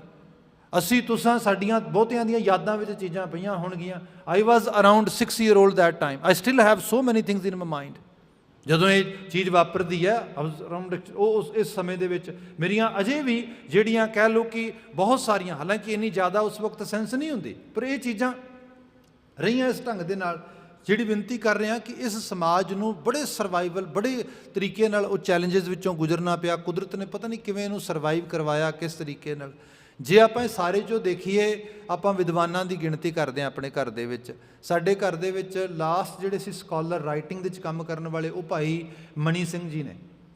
ਭਾਈ ਮਣੀ ਸਿੰਘ ਜੀ ਤੋਂ ਬਾਅਦ ਅਸੀਂ ਕਵੀ ਸੰਤੋਖ ਸਿੰਘ ਜੀ ਜਾਂ ਅਸੀਂ ਜੋ ਰਤਨ ਸਿੰਘ ਭੰਗੂ ਸ਼ਹੀਦ, ਉਹਨਾਂ ਨੂੰ ਪੜ੍ਹਦੇ ਹਾਂ ਪੰਥ ਪ੍ਰਕਾਸ਼ ਦੇ ਰੂਪ ਦੇ ਵਿੱਚ। 100 ਸਾਲ ਦਾ ਫਰਕ ਪੈ ਜਾਂਦਾ ਗਾਲਬਨ। 100 ਸਾਲ ਪੂਰੇ ਦਾ ਪੂਰਾ ਵੈਕਿਊਮ ਰਹਿੰਦਾ। ਸੋ ਇੱਥੋਂ 100 ਸਾਲ ਦਾ ਵੈਕਿਊਮ ਬੜੀ ਵੱਡੀ ਚੀਜ਼ ਹੁੰਦੀ ਹੈ ਵੀ ਇੰਨੇ ਸਮੇਂ ਦੇ ਵਿੱਚ ਨਾ ਕੋਈ ਤੁਹਾਡੀ ਸੰਸਥਾ ਪੜ੍ਹਾਉਣ ਵਾਲੀ ਹੈ, ਨਾ ਕੋਈ ਪੜ੍ਹਨ ਵਾਲਾ, ਸਾਰਾ ਕੁਝ। ਬਾਬਾ ਦੀਪ ਸਿੰਘ ਜੀ ਜਿਨ੍ਹਾਂ ਦੇ ਕੋਲ ਬ੍ਰਿਜ ਦਾ, ਗੁਰਮੁਖੀ ਦਾ, ਫਾਰਸੀ ਦਾ, ਇਹ ਸਾਰੀਆਂ ਜ਼ਬਾਨਾਂ ਦੀ ਇੰਨੀ ਮੁਹਾਰਤ ਸੀਗੀ, ਉਹ ਆਪ ਜਾਮੇ ਸ਼ਹਾਦਤ ਪੀ ਗਏ 57 ਦੇ ਵਿੱਚ, 1757 'ਚ। ਉਸ ਤੋਂ ਬਾਅਦ ਪੂਰੇ ਦਾ ਪੂਰਾ ਜਿਹੜੇ ਸਾਡੇ ਝੰਡੇ ਬੁੰਗੇ, ਚੌਂਕੀਆਂ ਝੰਡੇ ਬੁੰਗੇ ਕਹਿੰਦੇ ਆ, ਇਹ ਸਾਰੇ ਇੰਸਟੀਟਿਊਸ਼ਨ ਸੀਗੇ। ਇਹ ਇੰਸਟੀਟਿਊਸ਼ਨ ਚਲੇ ਗਏ। ਅੱਜ ਦੁਨੀਆ ਪੱਧਰ 'ਤੇ ਆਪਾਂ ਦੇਖੀਏ ਜਿਹੜਾ ਯੂਰੋਸੈਂਟਰਿਕ ਮਾਡਲ ਆ, ਅਸੀਂ ਸਾਰੇ ਯੂਰਪੀਅਨ ਐਜੂਕੇਸ਼ਨ ਸਟਰਕਚਰ 'ਚੋਂ ਨਿਕਲ ਕੇ ਆਏ ਹਾਂ। ਤੇ ਯੂਰਪੀਅਨ ਐਜੂਕੇਸ਼ਨ ਸਟਰਕਚਰ 'ਚੋਂ ਨਿਕਲਣ ਤੋਂ ਬਾਅਦ ਸਾਡੀ ਸੋਚ, ਜਿਹੜਾ ਸਾਡੀ ਵਿਰਸਾ, ਸਾਡੀ ਵਿਰਾਸਤ ਆ, ਉਸ ਨੂੰ ਅਸੀਂ ਆਪਣੀ ਮੈਮਰੀ ਦੇ ਵਿੱਚੋਂ ਤਾਂ ਜ਼ਰੂਰ ਯਾਦ ਕਰਦੇ ਹਾਂ। ਸਾਨੂੰ ਮੈਮਰੀ ਯਾਦ ਕਰਾਉਂਦੀ, ਕਿਉਂਕਿ ਸਾਡੇ ਬੀਜ ਵਟਕ ਮੈਂ ਰਵ ਰਹੇ ਹੋ, ਸਾਡੇ ਜੀਨਸ ਦੇ ਵਿੱਚ ਸਾਡੀ ਮੈਮਰੀ ਫਸੀ ਹੈ, ਉਹਦੇ ਵਿੱਚੋਂ ਸਾਨੂੰ ਚੀਜ਼ਾਂ ਚਿਣਗ ਪਾਉਂਦੀਆਂ ਨੇ। ਪਰ ਲਿਟਰਲੀ ਤੌਰ 'ਤੇ ਦੇਖਿਆ ਜਾਏ ਅਸੀਂ ਆਪਣੀ ਵਿਰਾਸਤ ਬਾਰੇ ਕੁਝ ਵੀ ਨਹੀਂ ਪੜ੍ਹਿਆ। ਕਿਉਂ? ਕਿਉਂਕਿ ਉਹ ਮਾਡਲ ਪੜ੍ਹਾਉਂਦਾ ਹੀ ਨਹੀਂਗਾ। ਉਹ ਮਾਡਲ ਜਿਹੜਾ ਆ ਉਹ ਆਪਣਾ ਹੀ ਚੀਜ਼ਾਂ ਪੜ੍ਹਾਉਂਦਾ ਹੈ। ਉਹਦੇ ਵਿੱਚ ਜੇ ਲਿਟਰੇਚਰ ਪੜ੍ਹੋਗੇ ਤਾਂ ਸ਼ੇਕਸਪੀਅਰ ਹੀ ਪੜ੍ਹਾਇਆ ਜਾਏਗਾ। ਈਵਨ ਜੇ ਆਪਣਾ ਲਿਟਰੇਚਰ ਵੀ ਪੜ੍ਹੋਗੇ ਤਾਂ ਉਹਨਾਂ ਦੇ ਹੀ ਬਣੇ ਹੋਏ ਸਟਰਕਚਰ 'ਤੇ ਪੜ੍ਹੋਗੇ। ਸੋ ਇਹ ਦੁਨੀਆ 'ਚ ਇੱਕ ਬੜੀ ਵੱਡੀ ਬੇਵਸੀ ਹੈ ਉਹਨਾਂ ਸਮਾਜਾਂ ਦੀ ਜਿਹੜੇ ਕਲੋਨੀਅਲ ਇੰਪੈਕਟ ਦਾ ਬੜੇ ਵੱਡੇ ਪੱਧਰ 'ਤੇ ਸ਼ਿਕਾਰ ਹੋਏ, ਜਿਸ 'ਚ ਅਸੀਂ ਸਭ ਤੋਂ ਮਤਲਬ ਉਸ ਲੈਵਲ 'ਤੇ ਵਨਰੇਬਲ ਸਿਚੁਏਸ਼ਨ 'ਚ ਰਹੇ ਅਤੇ ਉਹਦੇ ਵਿੱਚੋਂ ਆਏ। ਉਹ ਸਾਰੇ ਰੂਪ ਦੇ ਵਿੱਚ ਪਿਛੋਕੜੇ ਚਲੇ ਜਾਈਏ। ਜੇ ਗੁਰਮਤ ਸਕੂਲ ਆਫ ਥਾਟ ਦੀ ਗੱਲ ਕਰੀਏ, ਜਿੱਥੇ ਗੁਰੂ ਮਹਾਰਾਜ ਨੇ ਐਸੀ ਆਲਾ ਤਰੀਕੇ ਦੀ ਤਾਲੀਮ, ਆਲਾ ਕਿਸਮ ਦੇ ਇੰਸਟੀਟਿਊਸ਼ਨ ਬਿਲਡ ਕੀਤੇ ਕਿ ਆਮ ਸਮਾਜ ਨੂੰ ਲੋਕ ਪੱਖੀ, ਲੋਕ ਹੱਕੀ ਉਹ ਬਣਾ ਕੇ ਰੱਖ ਦਿੱਤਾ। ਲੋਕਾਂ ਦੇ ਵਿੱਚ ਮਾਨਵਤਾ ਦੀ ਬਾਤ, ਇਨਸਾਨੀਅਤ ਦੀ ਬਾਤ, ਸ਼ੁਭ ਕਰਮਾਂ ਦੀ ਬਾਤ, ਲੋਕਾਂ ਦੇ ਵਿੱਚ ਵਣਜ ਵਪਾਰ ਹੀ ਕਰਨਾ ਨਾ, ਕਾਰੋਬਾਰ ਹੀ ਕਰਨਾ। ਕਾਰੋਬਾਰ ਕਿਸ ਆਧਾਰ 'ਤੇ ਕਰਨਾ ਆ? ਲੁੱਟਣ ਵਾਸਤੇ, ਲੋਕਾਂ ਨੂੰ ਨੁਕਸਾਨਣ ਵਾਸਤੇ ਨਹੀਂ। ਕਾਰੋਬਾਰ ਕਰਨਾ ਲੋਕਾਂ ਨੂੰ ਫਾਇਦਾ ਦੇਣ ਲਈ, ਬੈਨੀਫਿਟ ਦੇਣ ਲਈ, ਦੂਜਿਆਂ ਦੇ ਫਾਇਦੇ 'ਚ ਹੀ ਮੇਰਾ ਫਾਇਦਾ ਆ। ਇਸ ਤਰੀਕੇ ਦੀ ਸਾਰੀ ਦੀ ਸਾਰੀ ਪ੍ਰਵਿਰਤੀ ਬੰਦੇ ਨੂੰ ਸਮਝਾ ਦਿੱਤੀ ਜਾਏ। ਇਹ ਸਾਰਾ ਐਜੂਕੇਸ਼ਨ ਮਾਡਲ ਦਿੰਦਾ ਆ। ਪਰ ਐਜੂਕੇਸ਼ਨ ਮਾਡਲ ਟੁੱਟ ਗਿਆ। ਇਹਦੇ ਵਿੱਚ ਰੂਹਾਨੀ ਕਦਰਾਂ ਕੀਮਤਾਂ ਸੀਗੀਆਂ, ਉਹ ਵੀ ਚਲੀਆਂ ਗਈਆਂ। ਫਿਰ ਦੁਬਾਰਾ ਬ੍ਰਾਹਮਣੀ ਜਿਹੜਾ ਕਹਿ ਲਓ ਕਿ ਸੋਚ ਦਾ ਉਹ ਸਾਰਾ ਜਾਲ ਸੀਗਾ, ਉਹ ਦੁਬਾਰਾ ਬੁਣਿਆ ਗਿਆ ਅਤੇ ਉਹਦੀਆਂ ਮਿਸਾਲਾਂ ਵੀ ਸਾਡੇ ਸਾਹਮਣੇ ਨੇ। ਇਹ ਰਚਨਾ ਬਹੁਤ ਚੀਜ਼ਾਂ ਆਪਣੇ ਆਪ 'ਚ ਬਿਆਨ ਕਰੇਗੀ। ਖੈਰ ਵਾਪਸ ਉਹਦੇ 'ਤੇ ਆਈ ਜਿੱਥੇ ਬਾਤ ਅਸੀਂ ਕਰ ਰਹੇ ਸੀਗੇ। ਕਵੀ ਜੀ ਨੇ ਬਿਆਤ ਕੀਤੀ, ਜਿਹ ਕੀ ਰਚਨਾ ਹੇਰ ਬਚਿੱਤਰਾ। ਇਹਨਾਂ ਨਗਰ ਗਿਰਾਂ ਦੀ ਤਲਵੰਡੀ ਦੀ ਰਚਨਾ ਬੜੀ ਵਿਚਿੱਤਰ ਲੱਗਦੀ ਹੈ। ਜੇ ਕਿਤੇ ਵਿਸ਼ਵਕਰਮਾ ਹੋਇਓ ਚਿਤ ਚਿਤਰਾ, ਜਿਨੇ ਬੜੇ ਚਿੱਤ ਚਿਤਰੇ ਸਾਰੀ ਚੀਜ਼ਾਂ ਦੀ ਰਚਨਾ ਕੀਤੀ ਨੇ ਵਿਸ਼ਵਕਰਮਾ, ਕਿਤੇ ਉਹ ਵੀ ਆ ਜਾਏ ਤੇ ਉਹ ਵੀ ਬੜਾ ਵਿਸਮਾਦਿਤ ਹੋਏਗਾ ਜੀ। ਸਰੁਤ ਪਾਠੀ ਹੋਤੀ ਤਤ ਵੇਤੂ, ਖਟ ਕਰਮੀ ਕਿਰਤ ਕੈਵਲ ਹੇਤੂ। ਇਸ ਨਗਰ ਦੇ ਵਿੱਚ ਬਹੁਤ ਚੰਗੇ ਚੰਗੇ ਵੈਦਿਕ ਪਾਠ ਕਰਨ ਵਾਲੇ ਲੋਕ ਨੇ। ਸਰੁਤ ਪਾਠੀ, ਸਰੁਤੀਆਂ ਕਹਿੰਦੇ ਨੇ ਵੇਦਾਂ ਦੇ ਸ਼ਲੋਕਾਂ ਨੂੰ, ਤੇ ਕਹਿੰਦੇ ਉਹ ਪਾਠੀ ਬੜੇ ਵਧੀਆ ਨੇ ਇੱਥੇ। ਹੋਤੀ ਤਤ ਵੇਤੂ। ਹਾਲਾਂਕਿ ਇਸ ਬਾਤ ਨੂੰ ਵੀ ਜਾਣੋ ਕਿ ਕਵੀ ਜੀ ਅਲੰਕਾਰ ਤੇ ਖਿੱਚ ਰਹੇ ਨੇ, ਪਰ ਜਿਹੜਾ ਵੇਦਾਂ ਦਾ ਪਾਠ ਕਰਨਾ ਜਾਂ ਵੈਦਿਕ ਉਹ ਚੀਜ਼ਾਂ, ਉਹ ਤੇ ਬ੍ਰਾਹਮਣ ਦਾ ਇੱਕ ਮੋਨੋਪੋਲੀ ਉਹਦੇ ਵਿੱਚ, ਦੂਜਾ ਬੰਦਾ ਤੇ ਜਾ ਹੀ ਨਹੀਂ ਸਕਦਾ ਉਹਦੇ 'ਚ। ਉਹ ਤੇ ਨਾ ਸੰਸਕ੍ਰਿਤ ਕਿਸੇ ਨੂੰ ਪੜ੍ਹਨ ਦੇਣ ਤੇ ਨਾ ਕਿਸੇ ਨੂੰ ਪੜ੍ਹਨੀ ਆਵੇ। ਜਿਹੜੀ ਬਾਤ ਕੀਤੀ ਕਿ ਖਟ ਕਰਮੀ ਕ੍ਰਿਤ ਕੈਵਲ ਹੇਤੂ, ਤੇ ਜਿਹੜੇ ਛਟ ਕਰਮ ਕਰਨ ਵਾਲੇ ਨੇ ਜਿਨ੍ਹਾਂ ਦੇ ਬਾਬਤ ਇਹ ਵੀ ਹੈ ਕਿ ਖਟ ਕਰਮਾਂ ਦਾ ਵੀ ਜ਼ਿਕਰ ਕਵੀ ਜੀ ਵੀ ਕਰਦੇ, ਇਹਦੀ ਵਿਆਖਿਆ ਦੇ ਵਿੱਚ ਲੋਕ ਬਿਆਨ ਕਰਦੇ, ਪਰ ਇਹ ਹੈ ਅਸੀਂ ਬੜੇ ਰੂਪਾਂ 'ਚ ਪੜ੍ਹਦੇ ਹਾਂ। ਉਹ ਹੋ ਸਕਦੇ ਨੇ ਜਿਹੜੇ ਖਟ ਕਰਮੀ, ਧੋਤੀ ਨੇਤੀ ਨਿਓਲੀ ਵਸਤੀ ਤਰਾਟਕ ਕਪਾਲ ਕਰਨ ਵਾਲੇ, ਉਹ ਖਟ ਕਰਮੀ ਹੋ ਸਕਦੇ ਨੇ। ਉਹ ਹੋ ਸਕਦੇ ਨੇ ਜਾਪ ਹੋਮ ਸੰਧਿਆ ਇਸ਼ਨਾਨ ਅਤਿਥੀ ਪੂਜਾ ਤੇ ਦਾਨ ਦੇਣ ਤੇ ਲੈਣ ਵਾਲੇ, ਇਹ ਖਟ ਕਰਮੀ। ਜਾਂ ਬ੍ਰਾਹਮਣੀ ਕਰਮ ਯੱਗ ਕਰਨਾ, ਯੱਗ ਕਰਾਉਣਾ, ਵਿਦਿਆ ਪੜ੍ਹਨੀ, ਵਿਦਿਆ ਪੜ੍ਹਾਉਣੀ, ਦਾਨ ਦੇਣਾ ਤੇ ਦਾਨ ਲੈਣਾ। ਸੋ ਇਸ ਤਰੀਕੇ ਦੇ ਛਟ ਕਰਮ ਕਰਨ ਵਾਲੇ ਲੋਕ ਵੀ ਉਸ ਨਗਰ ਵਿੱਚ ਖੂਬ ਰਹਿੰਦੇ ਨੇ। ਸੋ ਇੱਕ ਤਰੀਕੇ ਦੀ ਕਵੀ ਜੀ ਬਾਤ ਕਰਦੇ ਕਿ ਸਨਾਤਨੀ ਪ੍ਰੈਕਟਿਸ ਕਰਨ ਵਾਲਿਆਂ ਦਾ ਇਹ ਨਗਰ ਲੱਗਦਾ ਹੈ ਜੀ। ਅਸ ਦਿਜਵਰ ਜਹ ਬਸੇ ਸੁਖਾਰੇ, ਛਤਰੀ ਧਰਮ ਯੁੱਧ ਹਿਤ ਧਾਰੇ। ਬ੍ਰਾਹਮਣ ਉੱਥੇ ਬੜੇ ਆਰਾਮ ਤੇ ਸੁੱਖ ਦੇ ਨਾਲ ਰਹਿ ਰਹੇ ਨੇ। ਉੱਥੇ ਖਸ਼ਤਰੀ ਜਿਹੜੇ ਨੇ, ਉਹ ਜਿਹੜੇ ਯੁੱਧ ਨੂੰ ਪਿਆਰ ਕਰਨ ਵਾਲੇ ਨੇ, ਉਹਨਾਂ ਦਾ ਵੀ ਵਸੇਬਾ ਇਸ ਨਗਰ ਦੇ ਵਿੱਚ। ਸੋ ਚਾਰਾਂ ਵਰਨਾਂ ਦੀ ਇੱਥੇ ਕਵੀ ਜੀ ਬਾਤ ਪਾ ਰਹੇ ਨੇ ਜੀ। ਬਨਕ ਧਨੀ ਕਿਰਤ ਬਨਜ ਬਨੀਤਾ, ਬਾਤ ਕੁਸਲ ਵੇਦਨ ਪਥ ਪ੍ਰੀਤਾ। ਹਕੀਕਤ ਇਹ ਹੈ ਕਿ ਵੇਦਾਂ ਦੇ ਮਾਰਗ ਨਾਲ ਲੋਕਾਂ ਦੀ ਪ੍ਰੀਤ ਆ। ਸੋ ਤਿੰਨੇ ਵਰਨ, ਤੀਸਰਾ ਵਰਨ ਜਿਹੜਾ ਬਨਕ ਧਨੀ ਕਿਰਤ ਬਨਜ ਬਨੀਤਾ, ਜਿਹੜੇ ਧਨ ਦਾ ਕਾਰੋਬਾਰ ਕਰਨ ਵਾਲੇ ਵੈਸ਼ ਜਿਨ੍ਹਾਂ ਨੂੰ ਕਿਹਾ ਜਾਂਦਾ ਬਾਣੀਏ, ਮਹਾਜਨ ਤਬਕਾ, ਉਹ ਵੀ ਹੈ ਤੇ ਉਹ ਆਪਣੇ ਵਣਜ ਵਪਾਰ ਨੂੰ ਬੜੇ ਸੁੰਦਰ ਢੰਗ ਨਾਲ ਚਲਾ ਰਿਹਾ ਹੈ ਜੀ। ਜੋ ਪਈ ਸੂਦਰ ਸਭਨ ਕੀ ਸੇਵ ਕਰੇ, ਨਿਪੁੰਨ ਕਾਰ ਨਿਜ ਨਿਜ ਮਹਿ ਤੇਈ। ਹੁਣ ਜਿਹੜੀ ਆਹ ਗੱਲ ਲਿਖੀ ਕਵੀ ਜੀ ਨੇ, ਇਹ ਬਹੁਤ ਧਿਆਨ ਮੰਗਦੀ ਹੈ। ਜਿਹੜੀ ਬਾਤ ਕੀਤੀ ਕਿ ਸ਼ੁਦਰ ਸਭਨ ਕੀ ਸੇਵ ਕਰੇਈ, ਇਹ ਵੈਦਿਕ ਪਰਪਾਟੀ ਦੇ ਮੁਤਾਬਕ ਹੈ ਵੀ ਚਾਰ ਵਰਣ ਨੇ। ਬ੍ਰਾਹਮਣ ਦਾ ਵਰਣ ਵਿਦਿਆ ਦੇ ਨਾਲ ਤਾਲੀਮ ਰੱਖਦਾ, ਧਰਮ ਨਾਲ, ਯਗਾਂ ਨਾਲ, ਉਹਦੇ ਨਾਲ ਖਸ਼ਤਰੀ ਦਾ ਕੰਮ ਸਮਾਜ ਦੀ ਰੱਖਿਆ, ਲੜਨਾ ਝਗੜਨਾ ਉਹ ਕਰਨਾ, ਤੇ ਤੀਸਰਾ ਜਿਹੜਾ ਵਣਜ ਵਪਾਰ ਕਾਰੋਬਾਰ ਉਹ ਕਰਨਾ ਹੈ। ਚੌਥਾ ਤਬਕਾ ਬਚਿਆ ਸ਼ੂਦਰ। ਸ਼ੂਦਰ ਦਾ ਕੰਮ ਕੀ ਹੈ? ਉਹ ਦੂਜੇ ਤਿੰਨਾਂ ਵਰਨਾਂ ਦੀ ਸੇਵਾ ਕਰੇ, ਉਹਨਾਂ ਦੀ ਸੇਵਾ 'ਚ ਲੱਗਾ ਰਹੇ। ਗੁਰਮਤਿ ਸਕੂਲ 'ਚ ਇਹਦੀ ਬਾਤ ਨਹੀਂ ਹੈ। ਗੁਰਮਤਿ ਸਕੂਲ ਨੇ ਕਿਹਾ ਜਿਹੜੇ ਸਾਰੇ ਅਸੀਂ ਇੱਕੋ ਵਾਹਿਗੁਰੂ ਅਕਾਲ ਪੁਰਖ ਵਾਹਿਗੁਰੂ ਦੇ ਬੱਚੇ ਹਾਂ, ਉਹਦੇ ਬਣਾਏ ਹੋਏ ਅਸੀਂ ਜੀਵ ਹਾਂ। ਕਿਆ ਕਿ ਏਕ ਪਿਤਾ ਏਕਸ ਕੇ ਹਮ ਬਾਰਿਕ ਤੂੰ ਮੇਰਾ ਗੁਰਹਾਈ। ਹੇ ਵਾਹਿਗੁਰੂ, ਤੂੰ ਮੈਨੂੰ ਸਭ ਰੂਪ ਦੇ ਇੱਕੋ ਜਿਹੇ ਬਣਾਉਣ ਵਾਲਾ ਤੇ ਤੂੰ ਸਾਨੂੰ ਸਾਰਿਆਂ ਨੂੰ ਇੱਕੋ ਹੀ ਸ਼ਬਦ ਗੁਰੂ ਦੇ ਲੜ ਲਾਇਆ ਹੈ। ਸੋ ਸਾਨੂੰ ਤਾਲੀਮ ਗਿਆਨ ਲੈ ਕੇ ਆਪੋ ਆਪਣਾ ਜੀਵਨ ਆਪੋ ਆਪਣੇ ਢੰਗ ਤਰੀਕੇ ਨਾਲ ਜੀਣ ਦੀ ਪੂਰੀ ਇਜਾਜ਼ਤ ਹੈ। ਮਨੁੱਖ ਮਨੁੱਖ ਦਾ ਨਾ ਗੁਲਾਮ ਹੋਏ, ਨਾ ਮਨੁੱਖ ਮਨੁੱਖ ਤੋਂ ਸੇਵਾ ਕਰਵਾਏ। ਇੱਥੇ ਤੇ ਸਾਡੇ ਲਈ ਕਨਸੈਪਟ ਸਿੱਧੇ ਤੌਰ ਤੇ ਹੈ ਕਿ ਆਪਨ ਹੱਥੀਂ ਆਪਣਾ ਆਪੇ ਹੀ ਕਾਜ ਸਵਾਰੀਏ। ਜਿੰਨਾ ਮਬਾਲਿਕ 'ਚ ਜਾ ਕੇ ਬੈਠੇ ਆ ਨਾ ਅਸੀਂ, ਸਾਨੂੰ ਬਹੁਤਿਆਂ ਨੂੰ ਇੱਥੇ ਆ ਕੇ ਬਹੁਤਾ ਚੰਗਾ ਨਹੀਂ ਲੱਗਦਾ। ਕਿਉਂ? ਕਿਉਂਕਿ ਕਈ ਵਾਰ ਹੁੰਦੇ ਸੱਜਣ ਸਾਡੇ, ਉਹ ਕਹਿਣਗੇ ਅੱਛਾ ਤੁਹਾਡੇ ਕੋਲ ਕਾਰ ਕਿਹੜੀ ਹੈ? ਆਹ ਵਾਲੀ ਕਾਰ ਹੈ, ਚਲੋ ਵਧੀਆ। ਇੱਥੇ ਆ ਕੇ ਵੇਖਦੇ ਅੱਛਾ ਕਾਰ ਧੋਣੀ ਵੀ ਆਪ ਹੀ ਪੈਂਦੀ ਹੈ? ਹਾਂਜੀ ਆਪ ਹੀ ਧੋਣੀ ਪੈਂਦੀ ਹੈ। ਅੱਛਾ ਚਲਾਉਂਦੇ ਵੀ ਆਪ? ਹਾਂਜੀ ਚਲਾਉਣੀ ਵੀ ਆਪ ਪੈਂਦੀ ਹੈ। ਇਹ ਤੇਲ ਪਾਣੀ ਉਹ ਵੀ ਆਪ ਹੀ ਪਾਉਣਾ ਪੈਂਦਾ। ਲੈ ਫਿਰ ਕੀ ਫਾਇਦਾ? ਫਿਰ ਤੇ ਆਪਣੇ ਉੱਥੇ ਛੋਟੀ ਕਾਰ ਠੀਕ ਹੈ। ਚਲਾਉਣ ਵਾਸਤੇ ਡਰਾਈਵਰ ਰੱਖੀਦਾ, ਧੋਣ ਵਾਸਤੇ ਬੰਦਾ ਰੱਖੀਦਾ। ਸੋ ਇਸ ਤਰੀਕੇ ਨਾਲ ਕਿਉਂਕਿ ਆਦਤਾਨਾ ਰੂਪ ਦੇ ਚੀਜ਼ ਆ ਗਈ ਕਿ ਇੱਕ ਲਗਜ਼ਰੀਅਸ ਲਾਈਫ ਸਟਾਈਲ, ਮੈਂ ਵੱਡਾ ਦੂਜੇ ਛੋਟੇ। ਇਹ ਪ੍ਰਵਿਰਤੀ ਜਿਹੜੀ ਹੈ, ਇਹ ਪ੍ਰਵਿਰਤੀ ਜਿਹੜਾ ਖਾਲਸਾ ਵਹੀਰ ਦੀਆਂ ਗੱਲਾਂ ਕਰਦੇ ਨੇ, ਜਿਹਦੇ ਅੰਦਰ ਸਿੱਖਾਂ ਨੇ ਆ ਕੇ ਹੌਲੀ ਹੌਲੀ ਉਸ ਸਮਾਜ ਦੀ ਤਾਲੀਮ ਨੂੰ ਸਥਾਪਿਤ ਕੀਤਾ। ਉਹਦੇ 'ਚ ਕਿਹਾ ਭਾਈ ਆਪੋ ਆਪਣੀਆਂ ਕਿਰਿਆਵਾਂ ਆਪ ਸੋਧਿਆ ਕਰੋ, ਆਪੋ ਆਪਣੇ ਕਾਰਗੁਜ਼ਾਰੀ ਆਪ ਕਰਿਆ ਕਰੋ। ਬੰਦਾ ਸੈਲਫ ਡਿਪੈਂਡੈਂਟ ਹੋਣਾ ਚਾਹੀਦਾ, ਬੰਦਾ ਬੰਦੇ ਨੂੰ ਗੁਲਾਮ ਨਾ ਬਣਾਏ। ਬਾਕੀ ਕਾਰਗੁਜ਼ਾਰੀ ਦੇ ਵਿੱਚ ਇਹ ਵੀ ਦੇਖੋ, ਜਿਹੜੇ ਟਾਊਨਸ਼ਿਪ ਗੁਰੂ ਮਹਾਰਾਜ ਨੇ ਬਣਾਈਆਂ ਉਹ ਆਪਣੇ ਆਪ ਸੁਸਾਇਟੀ ਨੂੰ ਰਿਪਰੈਜ਼ੈਂਟ ਕਰਦੀਆਂ। ਦਰਬਾਰ ਸਾਹਿਬ ਅਸਥਾਨ ਅੰਮ੍ਰਿਤਸਰ ਸ਼ਹਿਰ ਦੇ ਵਿੱਚ ਬਣਿਆ, ਗੁਰੂ ਮਹਾਰਾਜ ਨੇ ਬਣਾਇਆ। ਦਰਬਾਰ ਸਾਹਿਬ ਬਣਾਉਣ ਤੋਂ ਪਹਿਲਾਂ ਧਰਮਸ਼ਾਲਾ ਉੱਥੇ ਆਲਰੇਡੀ ਲੱਗਦੀ। ਗੁਰੂ ਰਾਮਦਾਸ ਸਾਹਿਬ ਦੇ ਸਮੇਂ ਗੁਰੂ ਅਰਜਨ ਸਾਹਿਬ ਨੇ ਦਰਬਾਰ ਸਾਹਿਬ ਦੀ ਉੱਥੇ ਸਾਜਨਾ ਕਰ ਦਿੱਤੀ। ਜੇ ਤੁਸੀਂ ਅੰਮ੍ਰਿਤਸਰ ਨਗਰ ਜਾਓ, ਜਿਹੜਾ ਮੋਚੀ ਬਾਜ਼ਾਰ ਆ, ਜੁੱਤੀਆਂ ਗੰਢਣ ਵਾਲਾ ਬਾਜ਼ਾਰ, ਸਭ ਤੋਂ ਨੇੜੇ ਆ ਦਰਬਾਰ ਸਾਹਿਬ ਦੇ। ਤੁਸੀਂ ਝਾਤ ਮਾਰਿਓ ਜਾ ਕੇ, ਬਿਲਕੁਲ ਦਰਮਿਆਨ ਪੂਰੀ ਪੁਰਾਣੀ ਟ੍ਰੈਡੀਸ਼ਨਲ ਟਾਊਨਸ਼ਿਪ ਦੇਖੋਗੇ ਤੁਸੀਂ। ਉਹਦੇ ਵਿੱਚ ਕਹਿੰਦੇ ਨਹੀਂ ਇਹ ਨਗਰ ਤੋਂ ਬਾਹਰ ਹੋਣੇ ਚਾਹੀਦੇ ਨੇ। ਹਾਲਾਂਕਿ ਸਰੀਰ ਦੇ ਵਿੱਚ ਜੇ ਅਸੀਂ ਜਿਹੋ ਜਿਹੇ ਸਮਾਜ ਰਹੇ ਹਾਂ, ਉੱਥੇ ਤੁਸੀਂ ਦੇਖੋਗੇ ਤੇ ਉੱਥੇ ਕੱਪੜਾ ਤੁਸੀਂ ਗਲ ਨਾ ਵੀ ਪਾਓ ਤੇ ਕੰਮ ਚੱਲ ਜਾਏਗਾ, ਪਰ ਪੈਰ ਜੁੱਤੀ ਨਾ ਪਾਓ ਤੇ ਕੰਮ ਨਹੀਂ ਚੱਲਦਾ। ਥਾਂ ਥਾਂ ਤੇ ਰੋੜੇ ਕੰਡੇ ਪਏ ਨੇ ਇਸ ਰੂਪ ਦੇ ਵਿੱਚ। ਮੁਰਾਦ ਇਹ ਜਿਹਦੇ ਮੁਤਾਬਕ ਲੋੜ ਹੈ, ਉਹਦੇ ਮੁਤਾਬਕ ਉਹਦੇ ਕਿੱਤੇ ਨੂੰ, ਉਹਦੀ ਕਾਰਗੁਜ਼ਾਰੀ ਨੂੰ, ਉਸ ਨੂੰ ਇਹਤਰਾਮ ਕੀਤਾ ਜਾਏ, ਉਹਨੂੰ ਅਦਬ ਸਤਿਕਾਰ ਦਿੱਤਾ ਜਾਏ, ਨਾ ਕਿ ਉਹਨੂੰ ਅਛੂਤ ਤੇ ਨੀਵਾਂ ਉਹ ਕਹਿ ਕੇ ਤੋਰਿਆ ਜਾਏ। ਪਰ ਕਿਉਂ ਮੈਂ ਬੇਨਤੀ ਕੀਤੀ, ਇੱਕ ਤੇ ਕਵੀ ਜੀ ਟ੍ਰੈਡੀਸ਼ਨਲ ਵੇ ਨਾਲ ਜੋ ਤੁਰਿਆ ਹੁੰਦਾ ਉਦੋਂ ਬਿਆਨ ਕਰਦੇ, ਇਹਦੇ ਵਿੱਚ ਦੂਸਰਾ ਕਿਉਂਕਿ ਉਹ ਬ੍ਰਾਹਮਣਵਾਦੀ, ਉਹ ਵਿਦਿਆ ਦੇ ਅਦਾਰਿਆਂ 'ਚ ਰਹੇ, ਉੱਥੇ ਪੜ੍ਹੇ, ਉਹਨਾਂ ਦਾ ਪ੍ਰਭਾਵ ਕਵੀ ਜੀ ਨੇ ਕਬੂਲਿਆ, ਇਹਨਾਂ ਦੀ ਰਚਨਾ ਵਿੱਚ ਵੀ ਨਜ਼ਰ ਪੈਂਦਾ ਇਸ ਚੀਜ਼ ਦੇ ਵਿੱਚ। ਸੋ ਜ਼ਿਕਰ ਆਇਆ, ਕਹਿੰਦੇ ਕਿ ਸ਼ੂਦਰ ਸਭਨ ਕੀ ਸੇਵ ਕਰੀ। ਇਸ ਨਗਰ ਦੇ ਸ਼ੂਦਰ ਵਿਚਾਰੇ ਉਹ ਸਾਰਿਆਂ ਦੀ ਸੇਵਾ ਵਿੱਚ ਲੱਗੇ ਰਹਿੰਦੇ। ਨਿਪੁੰਨਕਾਰ ਨਿਜ ਨਿਜ ਮਹਿ ਤੇਈ, ਸਾਰੇ ਵਰਣ ਜਿਹੜੇ ਨੇ ਆਪੋ ਆਪਣੇ ਕਾਰਜ 'ਚ ਬੜੇ ਨਿਪੁੰਨ ਨੇ ਜੀ। ਨਰ ਅਰੋਗਤਾ ਯੁਤ ਕੁਸ਼ਲਾਤਾ, ਵੈਦਿਕ ਪਠੈ ਹੇਤ ਸਭ ਗਿਆਤਾ। ਹਕੀਕਤ ਇਹ ਹੈ ਵੀ ਮਨੁੱਖ ਅਰੋਗਤਾ ਦੇ ਨਾਲ ਬੜੇ ਪ੍ਰਸੰਨ ਰਹਿੰਦੇ ਨੇ। ਨਰ ਅਰੋਗਤਾ ਯੁਤ ਕੁਸ਼ਲਾਤਾ, ਅਰੋਗ ਵੀ ਨੇ ਤੇ ਕੁਸ਼ਲ ਵੀ ਨੇ, ਖੁਸ਼ ਵੀ ਰਹਿੰਦੇ ਨੇ। ਵੈਦਿਕ ਪਠੈ ਹੇਤ ਸਭ ਗਿਆਤਾ, ਤੇ ਇੱਥੇ ਮੋਸਟਲੀ ਵੇਦਾਂ ਆਦਿ ਦਾ ਗਿਆਨ ਉਚਾਰਨ ਉਹ ਕਰਦੇ, ਉਹ ਪੜ੍ਹਦੇ ਨੇ। ਇੱਕ ਛੋਟੀ ਜਿਹੀ ਤੇ ਬੇਨਤੀ ਕਰਾਂ, ਇੱਥੇ 2 ਵਚਨ ਲਿਖੇ ਕਵੀ ਜੀ ਨੇ, ਨਰ ਅਰੋਗਤਾ ਯੁਤ ਕੁਸ਼ਲਾਤਾ। ਬੰਦਾ ਅਰੋਗ ਹੋਏ ਤੇ ਖੁਸ਼ ਹੋਏ।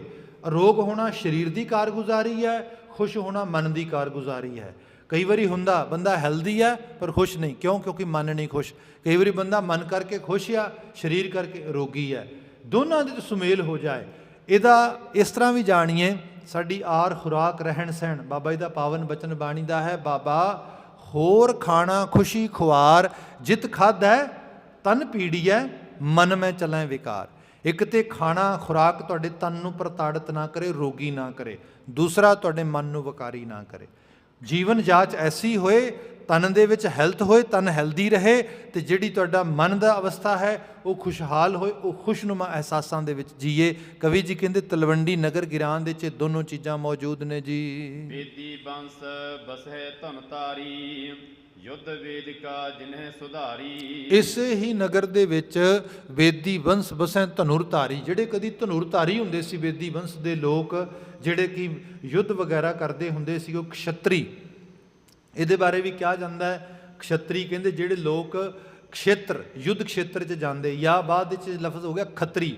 ਇਹਦੀ ਜੇ ਵਿਆਖਿਆ ਪੜ੍ਹੀਏ ਸ਼ਬਦਕੋਸ਼ਾਂ 'ਚ, ਤੇ ਖੱਤਰੀ ਉਹ ਜਿਹੜੇ ਖਤਰਿਆਂ ਨੂੰ ਮੁੱਲ ਲੈਂਦੇ ਨੇ। ਸੋ ਜਿਹੜੇ ਉਸ ਰੂਪ ਦੇ ਵਿੱਚ ਮਤਲਬ ਖਤਰੇ ਮੁੱਲ ਲੈ ਲੈਂਦੇ, ਖਤਰੇ ਦੇ ਵਿੱਚੋਂ ਡਰਦੇ ਨਹੀਂ, ਉਸ ਤਰੀਕੇ ਨਾਲ ਬਾਤ ਕੀਤੀ ਜਾਂਦੀ। ਜਾਂ ਇੱਥੇ ਕਵੀ ਜੀ ਨੇ ਜਿਹੜੀ ਬਾਤ ਕੀਤੀ, ਬੇਦੀ ਬੰਸ ਬਸੈ ਧਨੁਰ ਧਾਰੀ, ਯੁੱਧ ਵੇਦਿਕਾ ਜਿਨ੍ਹੇ ਸੁਧਾਰੀ, ਜਿਨ੍ਹਾਂ ਨੇ ਯੁੱਧ ਦੀਆਂ ਨੀਤੀਆਂ ਨੂੰ ਸੁਧਾਰਿਆ।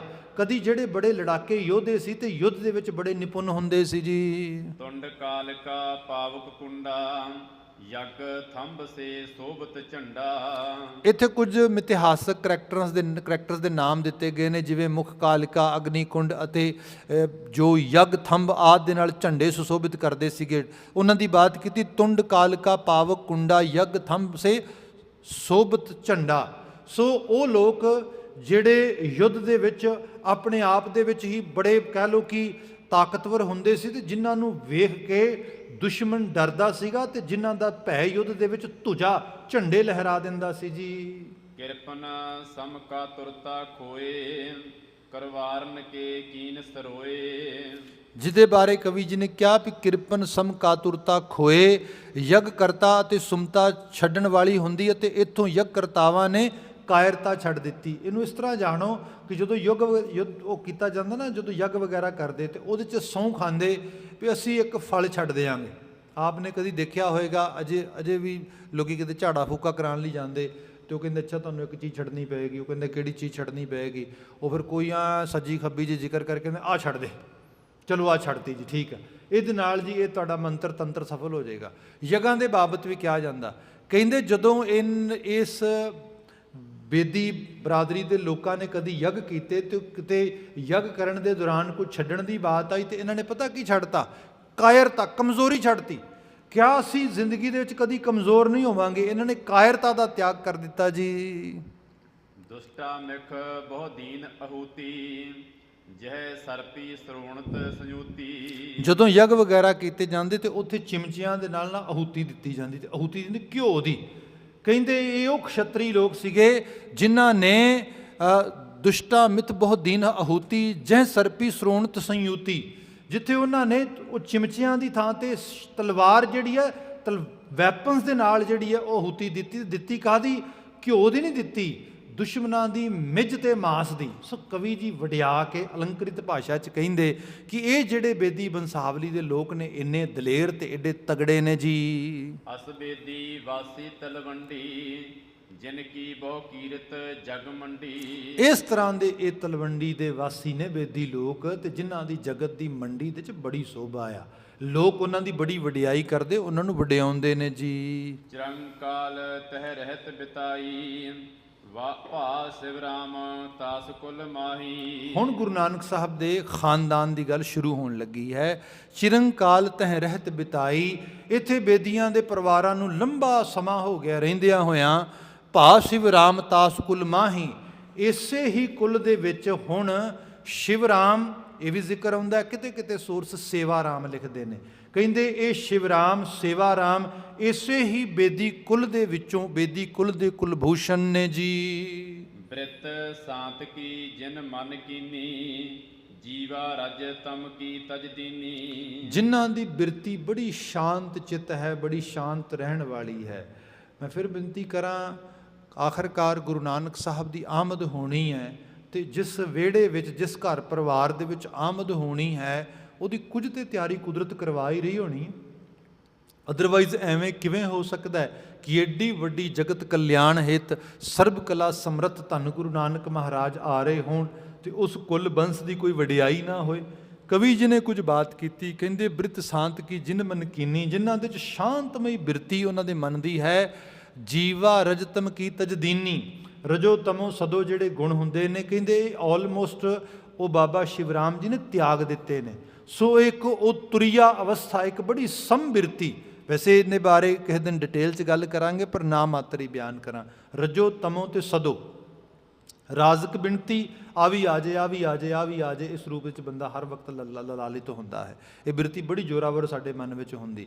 ਜੇ ਹਰ ਚੀਜ਼ ਨਹੀਂ ਆਉਂਦੀ, ਪ੍ਰਾਪਤ ਨਹੀਂ ਹੋ ਸਕਦੀ ਨਾ, ਹਰ ਤੁਹਾਡੀ ਖਾਹਿਸ਼ ਪੂਰੀ ਹੋਏ, ਫਿਰ ਬੰਦੇ ਦੇ ਅੰਦਰ ਇੱਕਦਮ ਜਿਹੜੀ ਹੈ ਕਹਿ ਲਓ ਤਮੋ ਬਿਰਤੀ ਆਉਂਦੀ। ਤਮੋ ਬਿਰਤੀ ਅਸੀਂ ਪੰਜਾਬੀ ਨੂੰ ਤਮਾ ਕਈ ਵਾਰੀ ਕਹਿ ਦਿੰਦੇ, ਪਰ ਇਹ ਤਮੋ ਥੋੜੀ ਡਿਫਰੈਂਟ ਹੈ। ਇਹਦੇ 'ਚ ਫਿਰ ਬੰਦਾ ਸੜਦਾ, ਬੰਦਾ ਕੁਰਜਦਾ, ਬੰਦਾ ਕਹਿੰਦਾ ਆ ਨਹੀਂ ਮਿਲਿਆ, ਆ ਨਹੀਂ ਮਿਲਿਆ। ਫਿਰ ਇੱਕ ਤੀਸਰੀ ਬਿਰਤੀ ਸਦੋ ਬਿਰਤੀ, ਇਹਨੂੰ ਵੈਸੇ ਕਹਿੰਦੇ ਚੰਗੀ ਬਿਰਤੀ, ਪਰ ਚੰਗੀ ਕਿਸ ਤਰੀਕੇ ਨਾਲ ਹੈ? ਜਦੋਂ ਬੰਦਾ ਹੋਪਲੈਸ ਹੋ ਜਾਏ, ਆਸਲੈਸ ਹੋ ਜਾਏ। ਜਿਸ ਤਰੀਕੇ ਨਾਲ ਕਹੋ ਕਿ ਕਹੇ ਵੀ ਉਹਦੇ ਅੰਗੂਰ ਕਿੰਨੇ ਵਧੀਆ ਲੱਗੇ, ਥੋੜੇ ਉੱਚੇ ਹੋਣ, ਮੇਰੀ ਪਹੁੰਚ ਤੋਂ ਉੱਚੇ ਨੇ, ਤੇ ਮੈਂ ਕੀ ਕਹਾਂ ਵੀ ਖੱਟੇ ਨੇ, ਮਿੱਠੇ ਨਹੀਂ, ਛੱਡੋ ਪਰਾਂ, ਪੜ੍ਹਨ ਦਾ ਕੋਈ ਫਾਇਦਾ ਨਹੀਂਗਾ, ਜੋਬ ਨਹੀਂ ਮਿਲਦੀ। ਉਹ ਭਾਈ ਇੱਥੇ ਕਾਰੋਬਾਰ ਕਰਨ ਦਾ ਕੋਈ ਬੈਨੀਫਿਟ ਹੈ ਹੀ ਨਹੀਂ, ਕੋਈ ਕਾਰੋਬਾਰ ਇੱਥੇ ਚੱਲੇ ਹੀ ਨਹੀਂ, ਕਾਰੋਬਾਰ ਕਿਸੇ ਦਾ। ਭਾਈ ਬਾਹਰ ਜਾ ਕੇ ਉੱਥੇ ਵੀ ਲੋਕੀ ਧੱਕੇ ਖਾਂਦੇ ਨੇ, ਭਾਈ ਪੰਜਾਬ ਇੱਥੇ ਵੀ ਕੁਝ ਨਹੀਂ ਹੈਗਾ। ਮਤਲਬ ਇਹ ਬੰਦਾ ਕਹਿੰਦਾ ਇਹ ਕੀ ਹੋ ਗਿਆ, ਇਹ ਤੇ ਤਿਆਗੀ ਹੋ ਗਿਆ। ਤਿਆਗੀ ਨਹੀਂ ਹੋ ਗਿਆ, ਅਸਲ 'ਚ ਸਦੋ ਗੁਣ ਹੋ ਗਿਆ। ਇਹ ਬਿਲਕੁਲ ਹੀ ਆਲਸੀ ਹੋ ਗਿਆ। ਇਹ ਕਹਿੰਦਾ ਆਪਾਂ ਕਰਨਾ ਹੀ ਕੁਝ ਨਹੀਂ ਗਾ। ਤਿੰਨੇ ਬਿਰਤੀਆਂ ਮਾੜੀਆਂ। ਬੰਦਾ ਇਹਨਾਂ ਤਿੰਨਾਂ ਤੋਂ ਉੱਪਰ ਆ ਜਾਏ। ਹਰ ਚੀਜ਼ ਧਰਤੀ ਤੇ ਤੁਸੀਂ ਪ੍ਰਾਪਤ ਨਹੀਂ ਕਰ ਸਕਦੇ, ਤੁਹਾਡੀ ਸੁਰਤ ਦੇ ਮੁਤਾਬਕ ਤੁਸੀਂ ਡਿਸੀਜਨ ਲੈਣੇ ਹੁੰਦੇ ਨੇ। ਸਪੋਜ਼ ਕਰੋ ਬੰਦਾ 40ਵੇਂ ਕ੍ਰਾਸ ਕਰ ਰਿਹਾ, 50ਵੇਂ ਕ੍ਰਾਸ ਕਰ ਰਿਹਾ, ਤੇ ਉਹ ਸੋਚਦਾ ਮੈਂ ਓਲੰਪਿਕ 'ਚ ਕੰਪੀਟ ਕਰਾਂਗਾ, ਜਾ ਕੇ ਮੈਡਲ ਲੈ ਕੇ ਆਵਾਂਗਾ। ਉਹ ਕਮਲਿਆ, ਉਮਰ ਨੰਗੀ ਹੈ। ਅਹਿਸਾਸ ਕਰ ਇਸ ਗੱਲ ਦਾ। ਇੱਕ ਸ਼ਖਸ 60ਵਿਆਂ ਨੂੰ ਕ੍ਰਾਸ ਕਰ ਰਿਹਾ ਹੈ ਆਲਰੇਡੀ, ਤੇ ਉਹ ਸੋਚ ਰਿਹਾ ਵੀ ਚਲੋ ਹੁਣ ਕੋਈ ਨਾ, ਹੁਣ ਮੈਂ ਨਾ ਜਾ ਕੇ ਕੋਈ ਯੂਨੀਵਰਸਿਟੀ, ਚਲੋ ਸ਼ੌਂਕ ਹੈ ਤੇਰੀ, ਵੱਖਰੀ ਗੱਲ ਹੈ, ਪਰ ਜਿਹੜੀ ਪੜ੍ਹਨ ਪੜ੍ਹਾਉਣ ਵਾਲੀ ਉਮਰ ਹੈ ਉਹ ਜਾ ਚੁੱਕੀ ਹੈ। ਹੁਣ ਜੋ ਤੇਰੇ ਕੋਲ ਹੈ ਉਹਦੇ ਮੁਤਾਬਕ। ਸੋ ਇਹ ਚੀਜ਼ਾਂ ਇਸ ਰੂਪ ਵਿੱਚ ਹੁੰਦੀਆਂ। ਹਰ ਚੀਜ਼ ਧਰਤੀ ਤੇ ਹਰ ਬੰਦਾ ਪ੍ਰਾਪਤ ਨਹੀਂ ਕਰ ਸਕਦਾ। ਸੋ ਬੈਲੈਂਸਡ, ਬੜੀ ਕਾਮਨ ਸੈਂਸ ਨੂੰ ਯੂਜ਼ ਕਰਨਾ। ਕਵੀ ਜੀ ਕਹਿੰਦੇ ਕਿ ਬਾਬਾ ਸ਼ਿਵਰਾਮ ਜੀ ਦੀ ਬਿਰਤੀ ਬੜੀ ਸ਼ਾਂਤ ਸੀ, ਤਾਂ ਰਜੋ ਤਮੋ ਸਦੋ ਇਹਨਾਂ ਤਿੰਨਾਂ ਤੋਂ ਪਾਰ ਜਾ ਚੁੱਕੇ ਨੇ। ਉਹ ਹੋਏ ਅਹਿੰਸ ਆਯੁੱਧ ਕਰ ਸ਼ੋਰੇ ਸ੍ਰੀ ਪਤ ਕੇ ਪਦ ਪਦਮ ਨਿਹੋਰੇ। ਹਾਲਾਂਕਿ ਖੱਤਰੀ ਨੇ, ਉਹ ਖੱਤਰੀ ਬਰਾਦਰੀ ਦੇ ਵਿੱਚੋਂ ਆ ਰਹੇ ਨੇ ਉਸ ਰੂਪ ਦੇ ਵਿੱਚ, ਪਰ ਹੋਏ ਅਹਿੰਸ ਆਯੁੱਧ ਕਰ ਛੋਰੇ, ਕਦੇ ਦੇ ਇਹਨਾਂ ਨੇ ਯੁੱਧ ਕਰਨੇ ਛੱਡ ਦਿੱਤੇ ਨੇ। ਇਹ ਲੜਾਈ, ਹਥਿਆਰ ਚੱਕਣੇ, ਵੈਪਨ ਹੈਂਡਲਿੰਗ, ਇਹ ਕਦੇ ਦੀ ਛੱਡ ਦਿੱਤੀ ਹੈ। ਸ਼੍ਰੀਪਤ ਕੇ ਪਦ ਪਦਮ ਨਿਹੋਰੇ, ਤੇ ਵਾਹਿਗੁਰੂ ਦੇ ਚਰਨਾਂ ਦਾ ਕੇਵਲ ਧਿਆਨ ਹੀ ਧਰਦੇ ਨੇ। ਹੁਣ ਕਵੀ ਜੀ ਨੇ ਜੇ ਬਾਤ ਕੀਤੀ ਹੈ, ਜਿਸ ਨੂੰ ਬੜਾ ਗੌਰ ਨਾਲ ਦੇਖਿਆ ਜਾਏ ਨਾ, ਤੇ ਇਸ ਖਿੱਤੇ ਦੀ ਇੱਕ ਅਜੀਬ ਤਰ੍ਹਾਂ ਦੀ ਹਾਲਤ ਰਹੀ ਹੈ। ਅੱਜ ਸਾਡੀ ਰਹਿਣੀ ਰਹਿਤ ਦਾ ਹਿੱਸਾ ਸ੍ਰੀ ਸਾਹਿਬ ਹੈ। ਅਸੀਂ ਜਦੋਂ ਖੰਡੇ ਬਾਟੇ ਦੀ ਪਹੁਲ ਲੈਂਦੇ ਹਾਂ, ਭਾਵ ਅਹਿਦਨਾਮਾ ਲੈਂਦੇ ਹਾਂ ਸਿੱਖੀ ਦੇ ਘਰ ਦੇ ਵਿੱਚ, ਸਾਨੂੰ ਖੰਡੇ ਬਾਟੇ ਦੀ ਪਹੁਲ ਦੇ ਨਾਲ ਸਿਰੀ ਸਭ ਪਵਾਈ ਜਾਂਦੀ ਹੈ। ਇਹ ਦੱਸਦੀ ਹੈ ਵੀ ਬੰਦੇ ਕੋਈ ਵੀ ਸਮਾਂ ਜੀਵਨ ਦਾ ਐਸਾ ਹੋ ਸਕਦਾ ਜਿੱਥੇ ਤੈਨੂੰ ਹਥਿਆਰ ਦੀ ਲੋੜ ਪੈ ਸਕੇ। ਇਸ ਕਰਕੇ ਜਿਹੜੀ ਹਿੰਸਾ ਤੇ ਅਹਿੰਸਾ ਆ, ਇਹਨੂੰ ਫਰਕ ਸਮਝੋ। ਮੈਂ ਕਹਿੰਦਾ ਮੈਂ ਅਹਿੰਸਾਵਾਦੀ ਹਾਂ ਜੀ, ਅਹਿੰਸਾਵਾਦੀ ਹਾਂ। ਮੇਰੇ ਸਾਹਮਣੇ ਜੰਗਲੀ ਜਾਨਵਰ ਆਉਂਦਾ, ਕਿਸੇ ਦੇ ਢਿੱਡ 'ਚ ਆ ਕੇ ਸਿੰਗ ਮਾਰਦਾ, ਉਹਦਾ ਢਿੱਡ ਪਾੜ ਦਿੰਦਾ, ਛੋਟੇ ਜਿਹੇ ਬੱਚੇ ਨੂੰ ਆ ਕੇ ਮਾਰਦਾ, ਉਹਦਾ ਨੁਕਸਾਨ ਕਰ ਦਿੰਦਾ, ਤੇ ਮੈਂ ਕਹਿੰਦਾ ਜੀ ਮੈਂ ਨਹੀਂ ਇਹਨੂੰ ਕੁਛ ਵੀ ਕਹਿਣਾ, ਮੈਂ ਸੋਟੀ ਨਹੀਂ ਮਾਰਨੀ। ਕਿਉਂ? ਕਿਉਂਕਿ ਮੈਂ ਤੇ ਅਹਿੰਸਾ ਦਾ ਪੂਜਕ ਹਾਂ ਜੀ। ਉਹ ਭਲਿਆ ਹਿੰਸਾ ਤੇ ਹੋ ਰਹੀ ਤੇਰੇ ਸਾਹਮਣੇ, ਤੂੰ ਪਾਰਟ ਬਣ ਰਿਹਾ ਉਹਦਾ। ਹੋ ਸਕਦਾ ਤੂੰ ਸੋਟੀ ਨਾਲ ਸ਼ਸ਼ਕਾਰਦਾ, ਜਿੰਨਾ ਬੱਚੇ ਦਾ ਖੂਨ ਡੁੱਲਿਆ, ਕਿਸੇ ਦਾ ਢਿੱਡ ਪਾਟਾ ਹੈ, ਉਹ ਬਚ ਜਾਂਦਾ। ਸੋ ਇੱਥੋਂ ਪਤਾ ਲੱਗਦਾ ਹੈ ਕਿ ਹਿੰਸਾ ਤੇ ਆਲਰੇਡੀ ਹੋ ਰਹੀ ਹੈ।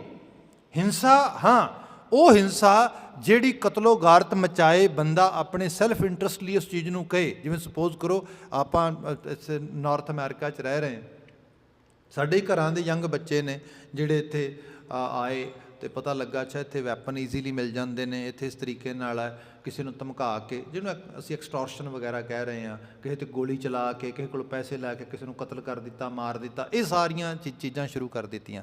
ਇਹਦਾ ਵੱਡੇ ਤੌਰ 'ਤੇ ਕਮੀ ਸਾਡੇ ਪਰਿਵਾਰਾਂ ਦੀਆਂ ਕਦਰਾਂ ਕੀਮਤਾਂ 'ਤੇ ਵੀ ਹੈ। ਕਦੀ ਗੌਰ ਨਾਲ ਦੇਖੋ, ਛੋਟੀ ਜਿਹੀ ਐਗਜ਼ਾਮਪਲ ਕਰ ਦਿੰਦਾ ਤੁਹਾਡੇ ਸਾਹਮਣੇ।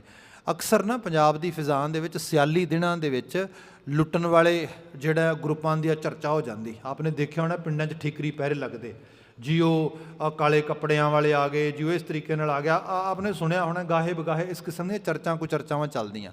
ਹਾਲਾਂਕਿ ਇਹ ਵੀ ਕਾਰਜ ਹੁੰਦਾ ਕਿ ਜਿਹੜੀਆਂ ਏਜੰਸੀਜ਼ ਵਗੈਰਾ ਨੇ ਉਹ ਕਈ ਤਰੀਕੇ ਦੇ ਟੈਸਟ ਕਰਦੀਆਂ।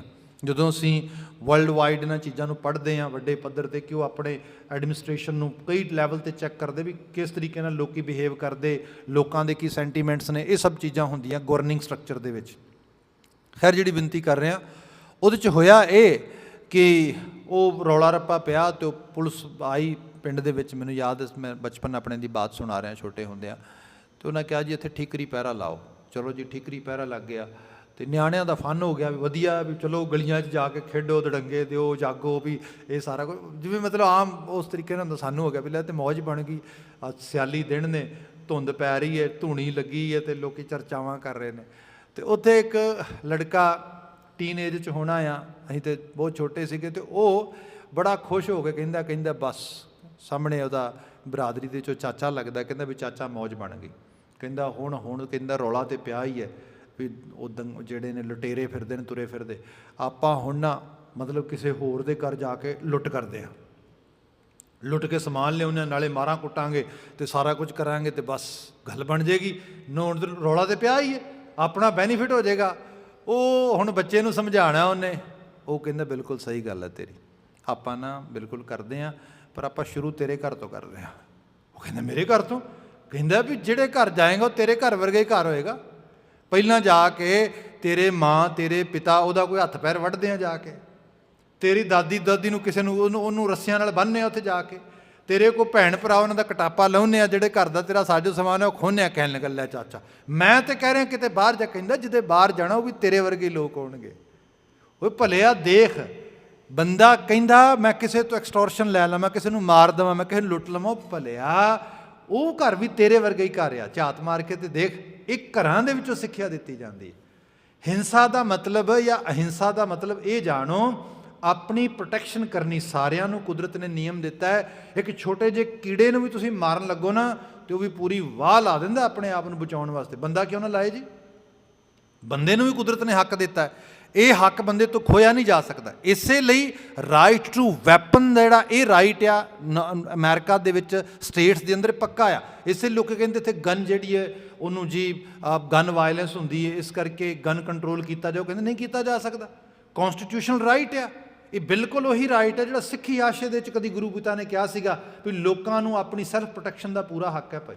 ਇੱਥੋਂ ਦੋਨੋਂ ਚੀਜ਼ਾਂ ਇੱਕੋ ਪੈਰਲਰ ਮੈਚ ਕਰਕੇ ਆਉਂਦੀਆਂ ਉਸ ਰੂਪ ਦੇ ਵਿੱਚ। ਹੁਣ ਜਿਹੜੀ ਬਾਤ ਮੌਲਿਕ ਰੂਪ ਵਿੱਚ ਕਰ ਰਿਹਾ ਮੈਂ, ਕਵੀ ਜੀ ਨੇ ਬਾਤ ਕੀਤੀ ਵੀ ਇਹ ਜਿਹੜੇ ਖਾਸ ਕਰਕੇ ਬੇਦੀ ਬੰਸਾਵਲੀ ਦੇ ਲੋਕ ਨੇ, ਹੋਏ ਅਸੰਤ ਯੁੱਧ ਕਰ ਛੋੜੇ, ਇਹ ਅਹਿੰਸਾਵਾਦੀ ਹੋ ਗਏ ਨੇ, ਯੁੱਧ ਛੱਡ ਦਿੱਤੇ, ਲੜਨਾ ਛੱਡ ਦਿੱਤਾ ਇਹਨਾਂ ਨੇ। ਸ਼੍ਰੀਪਦ ਕੇ ਪਦਮ ਨਿਹੋਰੇ, ਹੁਣ ਬਸ ਇਹ ਸ਼੍ਰੀਪਦ ਦੇ ਪਦਮ, ਉਹਦੇ ਵਾਹਿਗੁਰੂ ਦੇ ਚਰਨਾਂ ਦਾ ਹੀ ਧਿਆਨ ਧਰਦੇ ਨੇ, ਮੁਰਾਦ ਇਹ ਹੁਣ ਬੰਦਗੀ ਇਬਾਦਤ ਹੀ ਕਰਦੇ ਨੇ।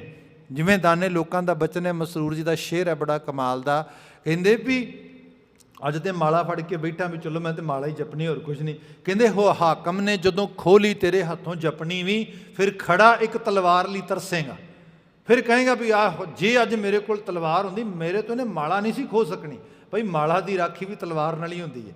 ਜੇ ਮਾਲਾ ਵੀ ਜਪਣੀ ਹੈ ਤਾਂ ਵੀ ਗਲ ਤਲਵਾਰ ਚਾਹੀਦੀ ਹੈ। ਅਗਲਾ ਕੁਝ ਸੋਚ ਕੇ ਹੀ ਮਾਲਾ ਨੂੰ ਹੱਥ ਪਾਏਗਾ। ਸੋ ਇਹ ਬਾਤ ਹੈ। ਪਰ ਕਿਆ ਇਹ ਹੁਣ ਬਿਲਕੁਲ ਮਾਲਾ ਜਪਣ ਵਾਲੇ ਇਹ ਸਿਰਫ ਤੇ ਸਿਰਫ ਰੱਬ ਦੇ ਚਰਨਾਂ ਨਾਲ ਜੁੜਨ ਵਾਲੇ ਉਸ ਕਿਸਮ ਦੀ ਜਾਂਚ ਵਿੱਚ ਚਲੇ ਗਏ ਜੀ। ਇਹ ਬਨਾਰਸੀ ਨਾਮ ਜੋਤੀਆ, ਪਤੀ ਬ੍ਰਤ ਧਰਮ ਜਾਸ ਡਿਟ ਕੀਆ। ਇਸੇ ਹੀ ਘਰ ਦੇ ਵਿੱਚ ਹੁਣ ਗੁਰੂ ਨਾਨਕ ਸਾਹਿਬ ਜੀ ਦੀ ਦਾਦੀ ਜੀ ਦਾ ਜ਼ਿਕਰ ਆ ਰਿਹਾ ਹੈ। ਦਾਦਾ ਸ਼ਿਵਰਾਮ ਜੀ ਤੇ ਦਾਦੀ ਤੇਹ ਬਨਾਰਸੀ ਨਾਮ ਸੋ ਤੀਆ। ਤੀਆ ਜਿਹਨੂੰ ਤ੍ਰਿਹਨ ਇਸਤਰੀ ਕਹਿੰਦੇ ਹਾਂ ਅਸੀਂ। ਕਿਆ ਕਿ ਇਸੇ ਘਰ ਦੇ ਵਿੱਚ ਇੱਕ ਬੜੀ ਦਾਨੀ ਬੀਬੀ ਹੈ ਜਿਹਦਾ ਨਾਮ ਬਨਾਰਸੀ ਦੇਵੀ ਹੈ। ਸ਼ਿਵ ਰਾਮ ਜੀ ਦੇ ਮਹਿਲ ਉਹਨਾਂ ਦੇ ਘਰ ਦੇ ਪਤੀ ਬ੍ਰਤ ਧਰਮ ਜਾਸ ਦਿੜ ਕੀਆ, ਤੇ ਜਿਸ ਨੇ ਪਤੀਵਰਤਾ ਦੇ ਧਰਮ ਨੂੰ ਬੜਾ ਪੱਕੇ ਰੂਪ ਵਿੱਚ ਪਾਲਿਆ ਹੈ। ਮਾਫੀ ਚਾਹਾਂਗਾ, ਗੁਰਮਤਿ ਸਕੂਲ ਨੇ ਸਾਰੀ ਵੋਕੈਬਲਰੀ ਬਦਲ ਦਿੱਤੀ ਮੁੜ ਕੇ, ਪਰ ਕਿਉਂਕਿ ਕਵੀ ਜੀ ਉਸ ਬ੍ਰਾਹਮਣੀ ਧਾਰਾ 'ਚ ਪੜ੍ਹ ਕੇ ਆਏ ਤਾਂ ਵੋਕੈਬਲਰੀ ਇੱਥੇ ਮੌਜੂਦ ਅਜੇ ਦਿਸ ਰਹੀ ਹੈ। ਜਿਵੇਂ ਸਪੋਜ਼ ਕਰੋ ਇਹ ਮੇਰੀ ਧਰਮ ਪਤਨੀ ਹੈ ਜੀ, ਆਮ ਕਰਕੇ ਲੋਕੀ ਵਰਡ ਯੂਜ਼ ਕਰਦੇ, ਹੱਦ ਹੀ ਹੋਈ ਪਈ ਹੈ। ਦੱਸੋ ਧਰਮ ਪਤਨੀ, ਕੋਈ ਅਧਰਮ ਪਤਨੀ ਵੀ ਹੁੰਦੀ ਹੈ? ਇੱਥੋਂ ਸਿੱਧੇ ਤੌਰ 'ਤੇ ਮਨੁੱਖੀ ਮਾਨਸਿਕਤਾ ਦਾ ਲਹਿਜ਼ਾ ਮਿਲਦਾ ਆ ਵੀ ਮੈਂ ਇੱਕ ਤੋਂ ਵੱਧ ਦੇ ਵੀ ਰੂਪ ਦੇ ਵਿੱਚ ਆਪਣੇ ਜੀਵਨ ਦੇ ਅੰਦਰ ਰਿਸ਼ਤਿਆਂ ਦੀ ਨੁਹਾਰ ਰੱਖ ਸਕਦਾ। ਇਹ ਧਰਮ ਦਾ ਰਿਸ਼ਤਾ ਮੇਰਾ, ਬਾਕੀ ਆ ਧਰਮ ਵੀ ਹੋ ਸਕਦਾ। ਆਹ ਚੀਜ਼ ਵਿੱਚੋਂ ਨਿਕਲ ਕੇ ਆਉਂਦੀ ਪਤੀਵਰਤਾ, ਪਤੀ ਦਾ ਵਰਤ ਕਰਨ ਵਾਲੀ।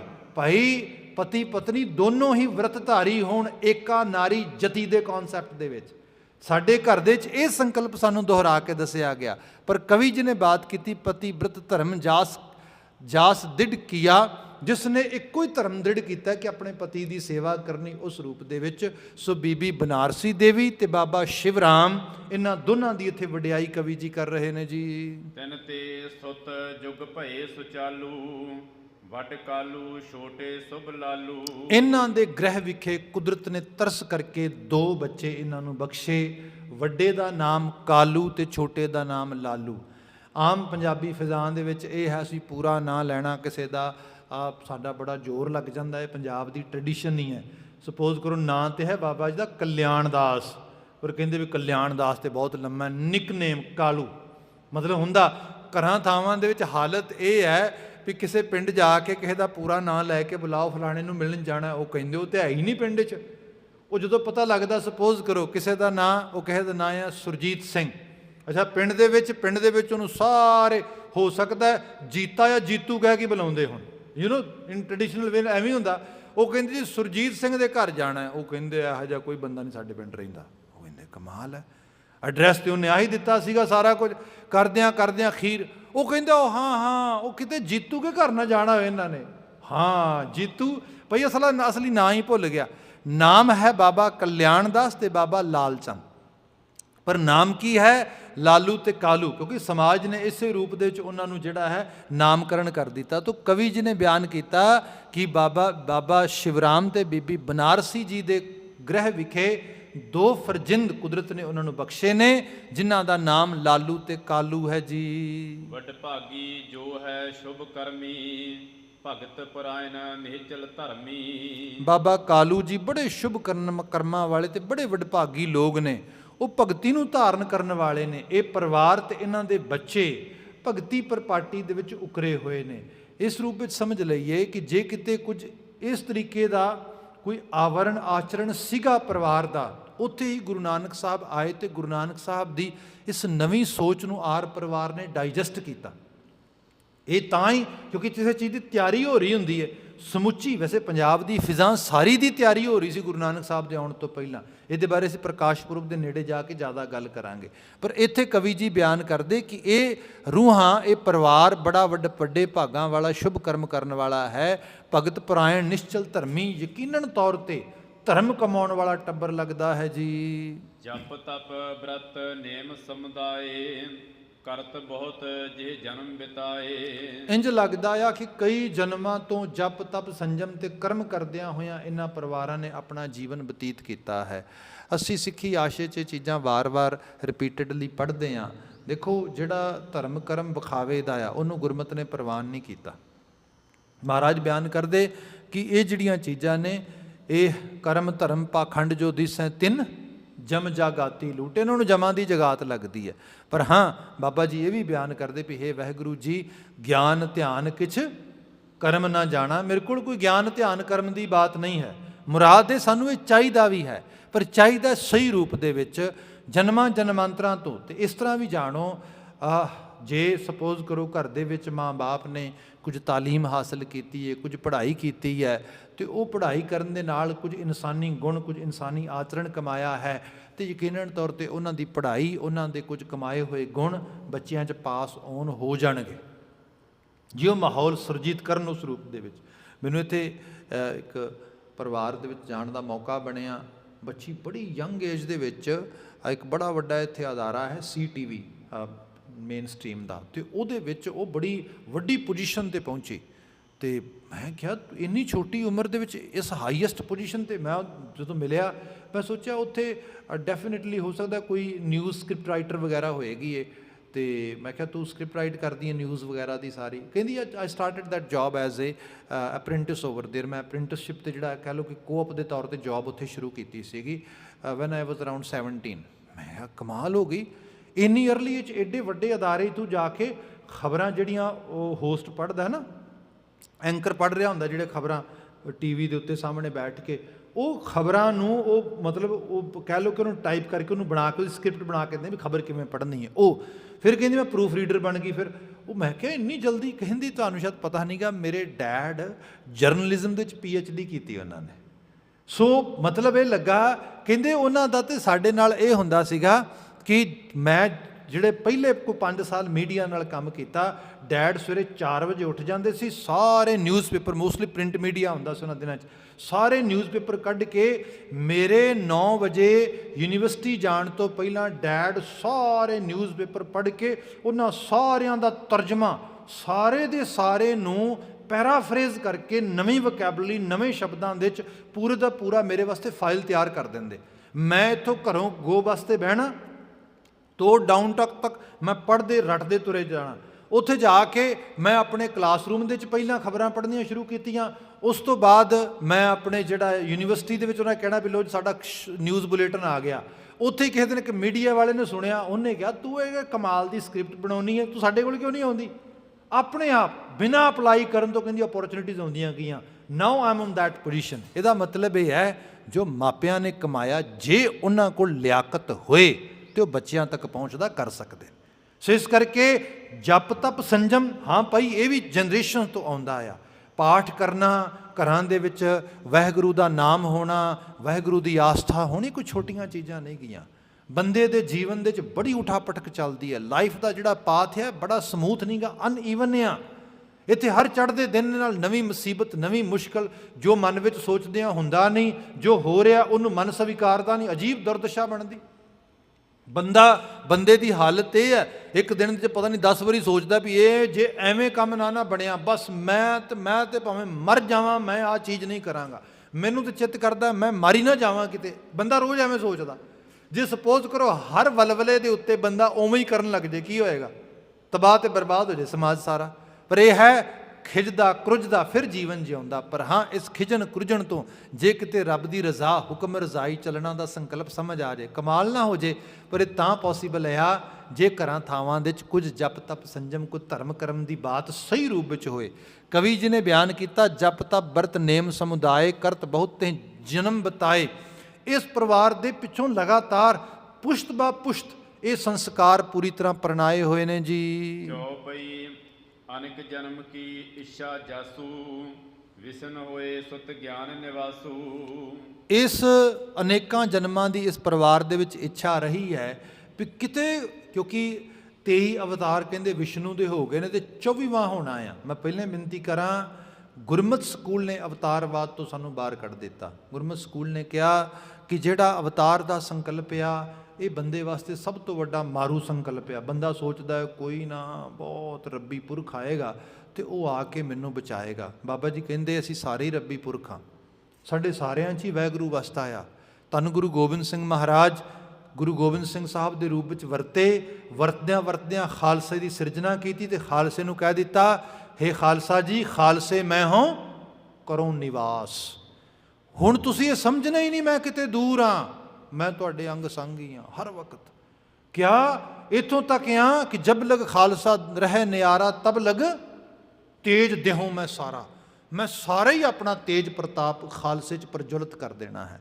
ਲੋਕੀ ਕਹਿੰਦੇ ਮੈਂ ਆਪਣੀ ਜਾਨ ਆਪਣੇ ਤੋਂ ਵੱਡੀ ਚੀਜ਼ 'ਚ ਵਾਰ ਦਿਆਂਗਾ, ਤੇ ਬਾਬਾ ਜੀ ਨੇ ਬਚਨ ਕਿਹਾ, ਖਾਲਸਾ ਮੇਰੀ ਜਾਨ ਕੀ ਜਾਨ, ਮੇਰੀ ਜਾਨ ਕੁਰਬਾਨ ਕਰਕੇ ਵੀ ਜਿਹੜੀ ਵੱਡੀ ਚੀਜ਼ ਆ ਉਹ ਖਾਲਸਾ ਉਸ ਰੂਪ ਵਿੱਚ ਬਣ ਜਾਏ। ਸੋ ਅਵਤਾਰਵਾਦੀ ਕਨਸੈਪਟ 'ਚੋਂ ਬਾਹਰ ਕੱਢਿਆ। ਪਰ ਕਵੀ ਜੀ ਕਿਉਂਕਿ ਇੱਕ ਤੇ ਉਸ ਭਾਸ਼ਾ ਨੂੰ ਉਸ ਰੂਪ ਵਿੱਚ ਸਮਝ ਕੇ ਆ ਰਹੇ, ਦੂਜੇ ਨੰਬਰ 'ਤੇ ਬਾਤ ਕਰਦੇ ਵੀ ਪਰਿਵਾਰ ਜਿਹੜਾ ਸੋਚਦਾ ਕਿ ਇੱਥੇ ਕਿਤੇ ਉਸ ਕਰਤਾਰ ਦੀ ਬਣੀ ਹੋਈ ਹਸਤੀ ਦੇ ਨਿਜ਼ਾਮਤ ਦੇ ਵਿੱਚ ਕਿਤੇ ਵਿਸ਼ਨੂੰ ਦੇ ਅਵਤਾਰ ਦੀਆਂ ਜਿਹੜੀਆਂ ਗੱਲਾਂ ਹੁੰਦੀਆਂ, ਕਿਤੇ ਵਿਸ਼ਨੂੰ ਹੋਏ ਸੁਤ ਗਿਆਤ ਨਿਵਾਸੂ, ਕਿਤੇ ਇਹੋ ਜਿਹਾ ਕੋਈ ਪੁੱਤਰ ਜਿਹੜਾ ਵਿਸ਼ਨੂੰ ਦੇ ਅਵਤਾਰ ਵਰਗਾ ਹੋਏ ਮੇਰੇ ਘਰ ਵਿੱਚ ਆ ਜਾਏ, ਕੋਈ ਇਹੋ ਜਿਹੀ ਕਿਤੇ ਬਾਤ ਇਸ ਕਿਸਮ ਦੀ ਸੁਰਤ ਉਸ ਪਰਿਵਾਰ ਵਿੱਚ ਚੱਲਦੀ ਜੀ। ਹਿਰਦੈ ਕਰਤ ਸੰਕਲਪ ਵਿਕਲਪਾ, ਭਗਤ ਅਧੀਨ ਰਿਜੇ ਗੁਣ ਅਲਪਾ। ਇਸ ਸੰਕਲਪ ਨੂੰ ਧਾਰਨ ਕਰਦੇ ਹੋਏ ਕਿਤੇ ਭਗਤੀ ਦੇ ਅਧੀਨ ਆਪਣਾ ਜੀਵਨ ਬਤੀਤ ਕਰਦੇ ਕਿ ਇਹਨਾਂ ਜੇ ਭਗਤੀ ਕਰਦੇ ਤੇ ਉਹਦੇ ਨਾਲ ਗੁਣ ਵੀ ਆਉਂਦੇ,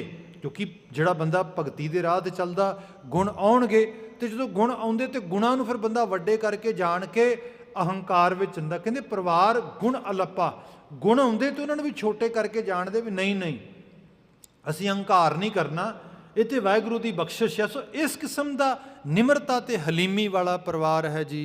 ਜੇ ਮੁਝ ਲਖੈ ਦੀਨ ਗੁਣ ਨਾਹੀ, ਭਏ ਸੂਕਰੀ ਸਬਰੀ ਮਾਹੀ। ਬਾਬਾ ਕਾਲੂ ਜੀ ਜੇ ਕਿਤੇ ਆਪਣੇ ਤਪ ਸਮੇਂ ਵਿੱਚ ਅਰਦਾਸਾਂ ਕਰਦੇ ਕਿ ਹੇ ਵਾਹਿਗੁਰੂ ਮੈਨੂੰ ਗਰੀਬ ਨੂੰ ਗੁਣਹੀਨ ਨੂੰ ਤੁਸੀਂ ਕੁਝ ਗੁਣ ਬਖਸ਼ ਦਿਓ, ਇਹੋ ਜਿਹੀਆਂ ਅਰਦਾਸਾਂ ਹੀ ਹਮੇਸ਼ਾ ਰਹੀਆਂ, ਮੇਰੇ ਜੀਵਨ ਦੀ ਹੋਰ ਉਸਾਰੀ ਹੋਏ, ਹੋਰ ਚੰਗੇਰਾ ਹੋ ਜਾਏ। ਕਮਠੀ ਆਦਿਕ ਬਿਮਤ ਕੁਜਾਤੀ, ਤਿਨ ਕੇ ਜਨਮ ਲੀਨ ਜਗ ਖਿਆਤੀ। ਹਾਲਤ ਇਹ ਹੈ ਕਿ ਸੰਸਾਰ ਦੇ ਵਿੱਚ ਮਿਥਿਹਾਸ ਦੀਆਂ ਕੁਝ ਚੀਜ਼ਾਂ ਕਵੀ ਜੀ ਨੇ ਤੇ ਯੂਜ਼ ਕੀਤੀਆਂ ਨੇ ਕਿ ਜਿਵੇਂ ਮੱਛੀ ਦੇ ਅਵਤਾਰ ਦੀ ਬਾਤ ਕੀਤੀ ਜਾਂਦੀ ਹੈ ਜਾਂ ਬੁੱਧ ਰਹਿਤ ਜਿਹੜਾ ਅਵਤਾਰ ਦੀ ਬਾਤ ਕੀਤੀ ਜਾਂਦੀ ਹੈ, ਵੀ ਇਹੋ ਜਿਹਾ ਵੀ ਕੁਝ ਰੂਪ ਧਾਰ ਕੇ ਮੇਰੇ ਘਰ ਕੋਈ ਤੂੰ ਰੱਬੀ ਜੋਤ ਆ ਜਾਏ ਨਾ ਤੇ ਮੈਂ ਉਹਨੂੰ ਵੀ ਸਵੀਕਾਰ ਕਰ ਲਵਾਂ।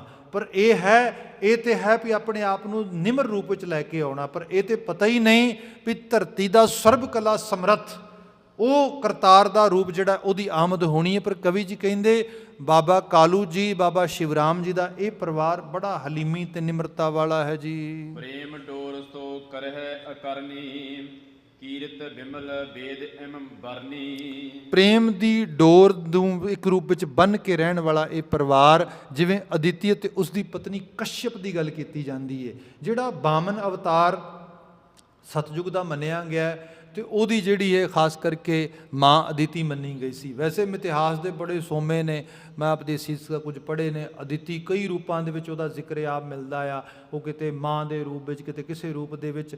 ਪਰ ਇਹ ਹੈ ਕਿ ਇਸ ਸਾਰੇ ਰੂਪ ਨੂੰ ਕਵੀ ਜੀ ਨੇ ਜਿੱਥੇ ਬਿਆਨ ਕੀਤਾ ਤੇ ਕਿਹਾ ਕਿ ਜਿਵੇਂ ਕਦੀ ਅਦਿਤੀ ਤੇ ਕਸ਼ਯਪ ਦੇ ਘਰ ਦੇ ਵਿੱਚ ਵਰੁਣ ਦੀ ਆਮਦ ਹੋਈ ਸੀ ਜਾਂ ਉਸ ਕਿਸਮ ਦਾ ਕੋਈ ਅਦਿੱਤਿਆ ਪੁੱਤ ਆਇਆ ਸੀਗਾ, ਐਵੇਂ ਦੀ ਕੁਝ ਸਾਨੂੰ ਵੀ ਔਲਾਦ ਮਿਲੇ, ਸਾਡੇ ਘਰ ਦੇ ਵਿੱਚ ਵੀ ਕੋਈ ਰੱਬੀ ਗੁਣਾਂ ਦੀ ਆਮਦ ਵਾਲੀ ਔਲਾਦ ਆਵੇ ਜੀ। ਅਦਿਤੀ ਕਸ਼ਯਪ ਕੇ ਜਿਮ ਧਾਮਾ, ਉਪਜਤ ਭਏ ਉਪਿੰਦਰ ਨਾਮਾ। ਜਿਵੇਂ ਉਹਨਾਂ ਦੇ ਵਿੱਚ 52 ਅਵਤਾਰ ਪ੍ਰਗਟ ਹੋਏ ਉਪਿੰਦਰ ਰੂਪ ਦੇ ਵਿੱਚ, ਐਵੇਂ ਕੋਈ ਸਾਡੇ ਘਰ ਦੇ ਵਿੱਚ ਕੋਈ ਅਵਤਾਰੀ ਰੂਹ ਦੀ ਆਮਦ ਹੋਏ ਜੀ। ਅਸ ਆਸਾ ਧਰ ਅਸੁਰ ਬਿਨਾਸੀ, ਭਇਓ ਨਿਰੰਤਰ ਰੂਪ ਉਪਾਸੀ। ਕਿਤੇ ਦੈਂਤਾਂ ਦਾ ਨਾਸ਼ ਕਰਨ ਵਾਲਾ ਭਗਵਾਨ ਆਪਣਾ ਨਿਰੰਤਰ ਰੂਪ ਜਿਹੜਾ ਹੈਗਾ ਉਹ ਸਾਨੂੰ ਆ ਕੇ ਬਖਸ਼ੇ ਜਾਂ ਸਾਨੂੰ ਉਸ ਰੂਪ ਵਿੱਚ ਦੀਦਾਰ ਬਖਸ਼ੇ। ਇਸ ਕਿਸਮ ਦੀ ਉਪਾਸਨਾ, ਇਸ ਕਿਸਮ ਦੀ ਭਗਤੀ, ਇਸ ਕਿਸਮ ਦੀ ਬਾਤ ਕੀਤੀ ਜਾਂਦੀ।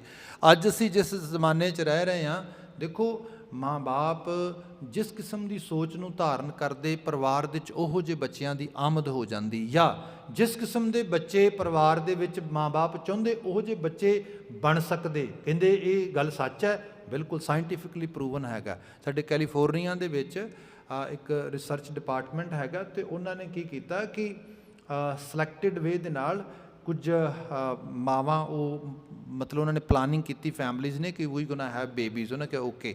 ਉਹਨਾਂ ਦੇ ਪਲਾਨਿੰਗ ਕਰਨ ਦੇ ਟਾਈਮ ਦੇ ਵਿੱਚ ਉਹਨਾਂ ਦੀ ਜਿਹੜੀ ਫੂਡ ਜਿਹੜੀ ਸੀ ਸਾਰੀ ਉਹਨਾਂ ਦੀ ਫੂਡ ਚੋਇਸਿਸ ਦੇਖੀਆਂ। ਸਪੋਜ਼ ਕਰੋ ਇੱਕ ਲੇਡੀ ਕਹਿੰਦੀ ਬਾਕੀ ਸਾਰੇ ਤਰ੍ਹਾਂ ਦੇ ਫੂਡ ਤੇ ਮੈਨੂੰ ਪਸੰਦ ਆ, ਬਟ ਨਾ ਜਿਹੜਾ ਸਾਵਰ ਟੇਸਟ ਦੇ ਫੂਡ ਨੇ ਆਈ ਡੋਂਟ ਲਾਈਕ ਇਟ। ਉਹਨਾਂ ਬਕਾਇਦਾ ਤੌਰ 'ਤੇ ਰਿਸਰਚ 'ਚ ਉਹਨਾਂ ਨੂੰ ਇਨਕਲੂਡ ਕੀਤਾ ਅਤੇ ਕਿਹਾ ਇੱਕ ਕੰਮ ਕਰੋ, ਤੂੰ ਅੱਜ ਤੋਂ ਬਾਅਦ ਨਾ ਸਾਵਰ ਟੇਸਟ ਵਾਲੇ ਫੂਡ ਖਾਣੇ ਨੇ ਭਾਵੇਂ ਤੇਰਾ ਮਨ ਨਹੀਂ ਵੀ ਕਰਦਾ। ਉਹ ਕਹਿੰਦੇ ਬਾਕੀ ਸਾਰਾ ਕੁਝ ਤਾਂ ਠੀਕ ਆ, ਪਰ ਜਿਹੜੇ ਕੈਰਟ ਟੇਸਟ ਵਾਲੇ ਫੂਡ ਨੇ ਆਈ ਡੋਂਟ ਲਾਈਕ। ਉਹ ਕਹਿੰਦੇ ਓਕੇ ਅੱਜ ਤੋਂ ਬਾਅਦ ਇਹ ਵਾਲੇ ਖਾਣੇ। ਮਤਲਬ ਓਪੋਜ਼ਿਟ ਸਾਈਡ ਦੇ ਉੱਤੇ ਕੋਈ ਗਾਲਬਨ 6-6 ਮਹੀਨੇ ਪਹਿਲਾਂ ਤਿਆਰੀ ਕਰਵਾਈ, ਪ੍ਰੈਗਨੈਂਸੀ ਦੇ ਦੌਰਾਨ ਉਵੇਂ ਦਾ ਫੂਡ ਖਾਧਾ ਗਿਆ, ਅਤੇ ਉਹਨਾਂ ਬੱਚਿਆਂ ਦੇ 'ਚ ਮੁੜ ਕੇ ਜਦੋਂ ਉਹਨਾਂ ਨੇ ਬੱਚਿਆਂ ਦੀ ਜਦੋਂ ਜਨਮ ਹੋ ਗਿਆ, ਜਦੋਂ ਉਹਨਾਂ ਨੂੰ ਸੀਰੀਅਲ ਇੰਟਰੋਡਿਊਸ ਕੀਤੇ ਗਏ, ਜਿਸ ਕਿਸਮ ਦੇ ਫੂਡ ਮਾਂ ਨੂੰ ਖਵਾਏ ਗਏ ਸੀ ਉਹਦੀ ਸ਼ੁਰੂਆਤ ਤੋਂ ਪਹਿਲਾਂ ਤੇ ਪ੍ਰੈਗਨੈਂਸੀ ਦੇ ਦੌਰਾਨ ਬੱਚਿਆਂ ਦੇ ਟੇਸਟ ਬਡ ਉਵੇਂ ਦੇ ਡਿਵੈਲਪ ਹੋ ਚੁੱਕੇ ਸੀ ਪਹਿਲਾਂ ਦੇ। ਉਹਨਾਂ ਨੂੰ ਕੋਈ ਹੋਰ ਫੂਡ ਜਿਹੜਾ ਸੀਰੀਅਲ ਦਿੰਦੇ ਉਹ ਨਾ ਖਾਂਦੇ, ਜਿਹੜਾ ਜਿਸ ਕਿਸਮ ਦੇ ਟੇਸਟ ਮਾਂ ਨੂੰ ਕਰਵਾਏ ਗਏ, ਜਿਸ ਟੇਸਟ ਦੇ ਰਿਲੇਟਡ ਫੂਡ ਖਵਾਇਆ ਗਿਆ, ਉਹੀ ਟੇਸਟ ਬਡ ਬੱਚਿਆਂ ਦੇ ਬਣ ਚੁੱਕੇ ਨੇ। ਇਹ ਤੋਂ ਤੈਅ ਹੋਇਆ ਇਹ ਪ੍ਰਭਾਵ ਕਬੂਲਿਆ ਜਾਂਦਾ। ਤੁਸੀਂ ਜਿਵੇਂ ਦੀ ਆਸ ਉਮੀਦੀ ਲੈ ਕੇ ਚੱਲਦੇ ਹੋ। ਅਨਫੋਰਚੂਨੇਟ ਪਾਰਟ ਆ ਕਿਉਂਕਿ ਮੋਸਟਲੀ ਕਪਲਸ ਜਦੋਂ ਖਾਸ ਕਰਕੇ ਉਸ ਸਮੇਂ ਦੀ ਦਹਲੀਜ਼ 'ਤੇ ਲੰਘਦੇ ਨੇ 90% ਉਹ ਅਵੇਅਰ ਹੀ ਨਹੀਂ ਹੁੰਦੇ ਕਿ ਨਵਾਂ ਜੀਵਨ ਨੂੰ ਅਸੀਂ ਧਰਤੀ 'ਤੇ ਲੈ ਕੇ ਆਉਣਾ। ਜਦੋਂ ਦੂਸਰੇ ਵੱਡੇ ਪਰਿਵਾਰ ਦੇ ਵਿੱਚ ਉਹਦੇ 'ਚ ਇਹ ਨਹੀਂ ਹੁੰਦਾ ਕਿ ਮਾਂ ਦੀ ਕੋਈ ਮੈਂਟਲ ਹੈਲਥ ਵੀ ਕੋਈ ਚੀਜ਼ ਹੁੰਦੀ ਏ। ਪਰਿਵਾਰ ਦੇ ਵਿੱਚ ਸਟ੍ਰੈਸਰਸ ਹਾਈ ਹੁੰਦੇ ਨੇ, ਕਿੰਨੇ ਕਿਸਮ ਦੇ ਕਲਹ ਕਲੇਸ਼। ਮੋਸਟਲੀ ਦੇਖਿਆ ਗਿਆ ਮਾਵਾਂ ਸਿਸਕਦੀਆਂ, ਰੋਂਦੀਆਂ, ਕੁਰਲਾਉਂਦੀਆਂ, ਕਲਪਦੀਆਂ ਬੱਚਿਆਂ ਨੂੰ ਜਨਮ ਦਿੰਦੀਆਂ ਨੇ। ਫਿਰ ਅਸੀਂ ਕਹਿੰਦੇ ਹਾਂ ਮੈਂਟਲ ਹੈਲਥ। ਆਪ ਦੇਖੋ ਜੇ ਗੁਰਮਤਾਸ਼ੇ ਜੇ ਪੜ੍ਹੀਏ ਨਾ, ਜੇ ਗੁਰੂ ਬਾਬਾ ਜੀ ਨੇ ਉਸ ਧਰਤੀ ਨੂੰ ਜਿਹਦੇ ਬਾਬਤ ਫਾਰਸੀ ਦੇ ਸੋਰਸੇ ਕਹਿੰਦੇ ਨੇ ਵੀ ਜਿਹੜੀ ਇਹ ਹਿੰਦੁਸਤਾਨ ਦੀ ਧਰਤੀ, ਕਿਉਂਕਿ ਹਿੰਦੁਸਤਾਨ ਦੀ ਧਰਤੀ ਦਾ ਗੇਟਵੇ ਬਣਦਾ ਪੰਜਾਬ, ਅਤੇ ਪੰਜਾਬ ਦੇ ਬਾਬਤ ਤੋਂ ਕਹਿੰਦੇ ਹੁੰਦੇ ਸੀ ਸਰਜ਼ਮੀਨੇ ਬੁਜ਼ਦਿਲਾਂ, ਇਹ ਡਰਪੋਕਾਂ ਦੀ ਧਰਤੀ ਹੈ, ਬੁਜ਼ਦਿਲਾਂ ਦੀ ਧਰਤੀ ਹੈ, ਕਾਵੜ ਮਤਲਬ ਕਾਇਰ ਲੋਕ ਰਹਿੰਦੇ ਨੇ। ਤੁਸੀਂ ਦੇਖੋ ਜਿਸ ਵਕਤ ਗੁਰੂ ਮਹਾਰਾਜ ਦਾ ਜੀਵਨ ਯਾਪਨ ਬਤੀਤ ਹੁੰਦਾ ਹੈ ਅਤੇ ਧੰਨ ਗੁਰੂ ਗੋਬਿੰਦ ਸਿੰਘ ਸਾਹਿਬ ਦੇ ਸਮੇਂ ਤੱਕ ਇਹ ਧਰਤੀ ਜਿਹੜੀ ਸਰਜ਼ਮੀਨੇ ਬੁਜ਼ਦਿਲਾਂ ਸੀ ਨਾ, ਉਹ ਯੋਧਿਆਂ ਦੀ ਧਰਤੀ ਬਣ ਜਾਂਦੀ ਹੈ। ਇਹ ਕੀ ਮਹਾਰਾਜ ਨੇ ਕੀ ਟਰਾਂਸਪਲਾਂਟ ਕੀਤਾ, ਚੇਂਜਸ ਕੀ ਲੈ ਕੇ ਆਂਦੇ, ਕਿਹੜੀ ਚੀਜ਼ ਦੀ ਤਬਦੀਲੀ ਲਿਆਂਦੀ? ਕੋਈ ਆਪਰੇਸ਼ਨ ਕਰਕੇ ਲੋਕਾਂ ਦੇ ਦਿਲ ਬਦਲ ਦਿੱਤੇ, ਲੋਕਾਂ ਦੇ ਸਿਰ ਪਾੜ ਕੇ ਬ੍ਰੇਨ ਵਿੱਚੋਂ ਕੱਢ ਦਿੱਤੇ। ਹਾਂ, ਪਰਿਵਾਰਾਂ ਦੀ ਕੰਡੀਸ਼ਨ ਬਦਲੀ, ਹਾਲਤ ਬਦਲੀ। ਜਿਨ੍ਹਾਂ ਘਰਾਂ ਥਾਵਾਂ ਦੇ ਵਿੱਚ ਮਾਵਾਂ ਸਿਸਕਦੀਆਂ, ਰੋਂਦੀਆਂ, ਕੁਰਲਾਉਂਦੀਆਂ, ਬੱਚਿਆਂ ਦੀ ਹਾਲਤ ਕੀ ਬਣੇਗੀ? ਬੱਚੇ ਡੈਫੀਨੇਟਲੀ ਡਰਨਗੇ, ਉਹਨਾਂ ਦੀ ਮੈਂਟਲ ਹੈਲਥ ਖਰਾਬ ਹੋਏਗੀ। ਜਿੱਥੇ ਮਾਵਾਂ ਦੇ ਵਿੱਚ ਇੱਕ ਉਤਸ਼ਾਹ, ਇੱਕ ਖੁਸ਼ੀ, ਇੱਕ ਉਹਨਾਂ ਨੂੰ ਜਿਹੜਾ ਸੰਭਾਲਦੀ ਉਸ ਸਟੇਜ 'ਤੇ ਲੈ ਕੇ ਆਓਗੇ, ਬੱਚਿਆਂ ਦੀ ਆਮਦ ਆਪਣੇ ਆਪ ਨਾਲ ਹੈਲਦੀ ਹੋਏਗੀ। ਆਹ ਚੀਜ਼ ਹੈ। ਜਿਹੋ ਜਿਹੀ ਪਰਿਵਾਰ ਦੇ ਤੁਸੀਂ এনवायरमेंट ਬਿਲਡ ਕਰੋਗੇ, ਉਹਦਾ ਹੀ ਰੂਪ ਬੱਚੇ ਢਲ ਕੇ ਸਾਹਮਣੇ ਆਉਣਗੇ। ਕਵੀ ਜੀ ਕੁਝ ਇਸ ਕਿਸਮ ਦੀ ਬਾਤ ਇਸ ਰਚਨਾ ਸਾਡੇ ਸਾਹਮਣੇ ਪ੍ਰੈਜ਼ੈਂਟ ਕਰ ਰਹੇ ਨੇ। ਅੱਜ ਦਾ ਸਾਡਾ ਦਿੱਤਾ ਹੋਇਆ ਸਮਾਂ ਇੱਥੇ ਸਮਾਪਤ ਹੋ ਰਿਹਾ। ਅਗਲੇ ਪ੍ਰਸੰਗ ਦੀ ਬਾਤ ਆਉਂਦੇ ਕੱਲ੍ਹ ਕਰਨ ਦੀ ਕੋਸ਼ਿਸ਼ ਕਰਾਂਗੇ। ਹੁਣ ਵਾਸਤੇ ਇੰਨੀਆਂ ਕੁ ਬੇਨਤੀਆਂ ਨਾਲ ਹੀ ਅਸੀਂ ਖਿਮਾ ਮੰਗਦੇ ਹਾਂ। ਭੁੱਲਾਂ ਗਲਤੀਆਂ ਨਾ ਚਤਾਰਨੀਆਂ। ਭਾਈ ਸਾਹਿਬ ਨਿਤਨੇਮ ਵਾਸਤੇ ਪਹੁੰਚ ਗਏ ਨੇ, ਉਹ ਨਿਤਨੇਮ ਦੀ ਬਾਣੀ ਨਾਲ ਆਪ ਨੂੰ ਜੋੜਨਗੇ। ਵੀਰ ਜੀ 2 ਪੰਕਤੀਆਂ ਪੜ੍ਹ ਦਿੰਦੇ ਨੇ, ਫਿਰ ਅਸੀਂ ਸਾਰੇ ਫਤਿਹ ਦੀ ਸਾਂਝ ਕਰਦੇ ਹਾਂ ਜੀ। ਅਸ ਆਸਾ ਧਰ ਅਸੁਰ ਬਿਨਾਸੀ, ਭਇਓ ਨਿਰੰਤਰ ਰੂਪ ਉਪਾਸੀ। ਕਾਲੂ ਨਾਮ ਜਨਮ ਜਬ ਧਾਰਾ, ਪੂਰਨ ਆਸਾ ਕੀਨ ਮੁਰਾਰਾ। ਵਾਹਿਗੁਰੂ ਜੀ ਕਾ ਖਾਲਸਾ, ਵਾਹਿਗੁਰੂ ਜੀ ਕੀ ਫਤਿਹ।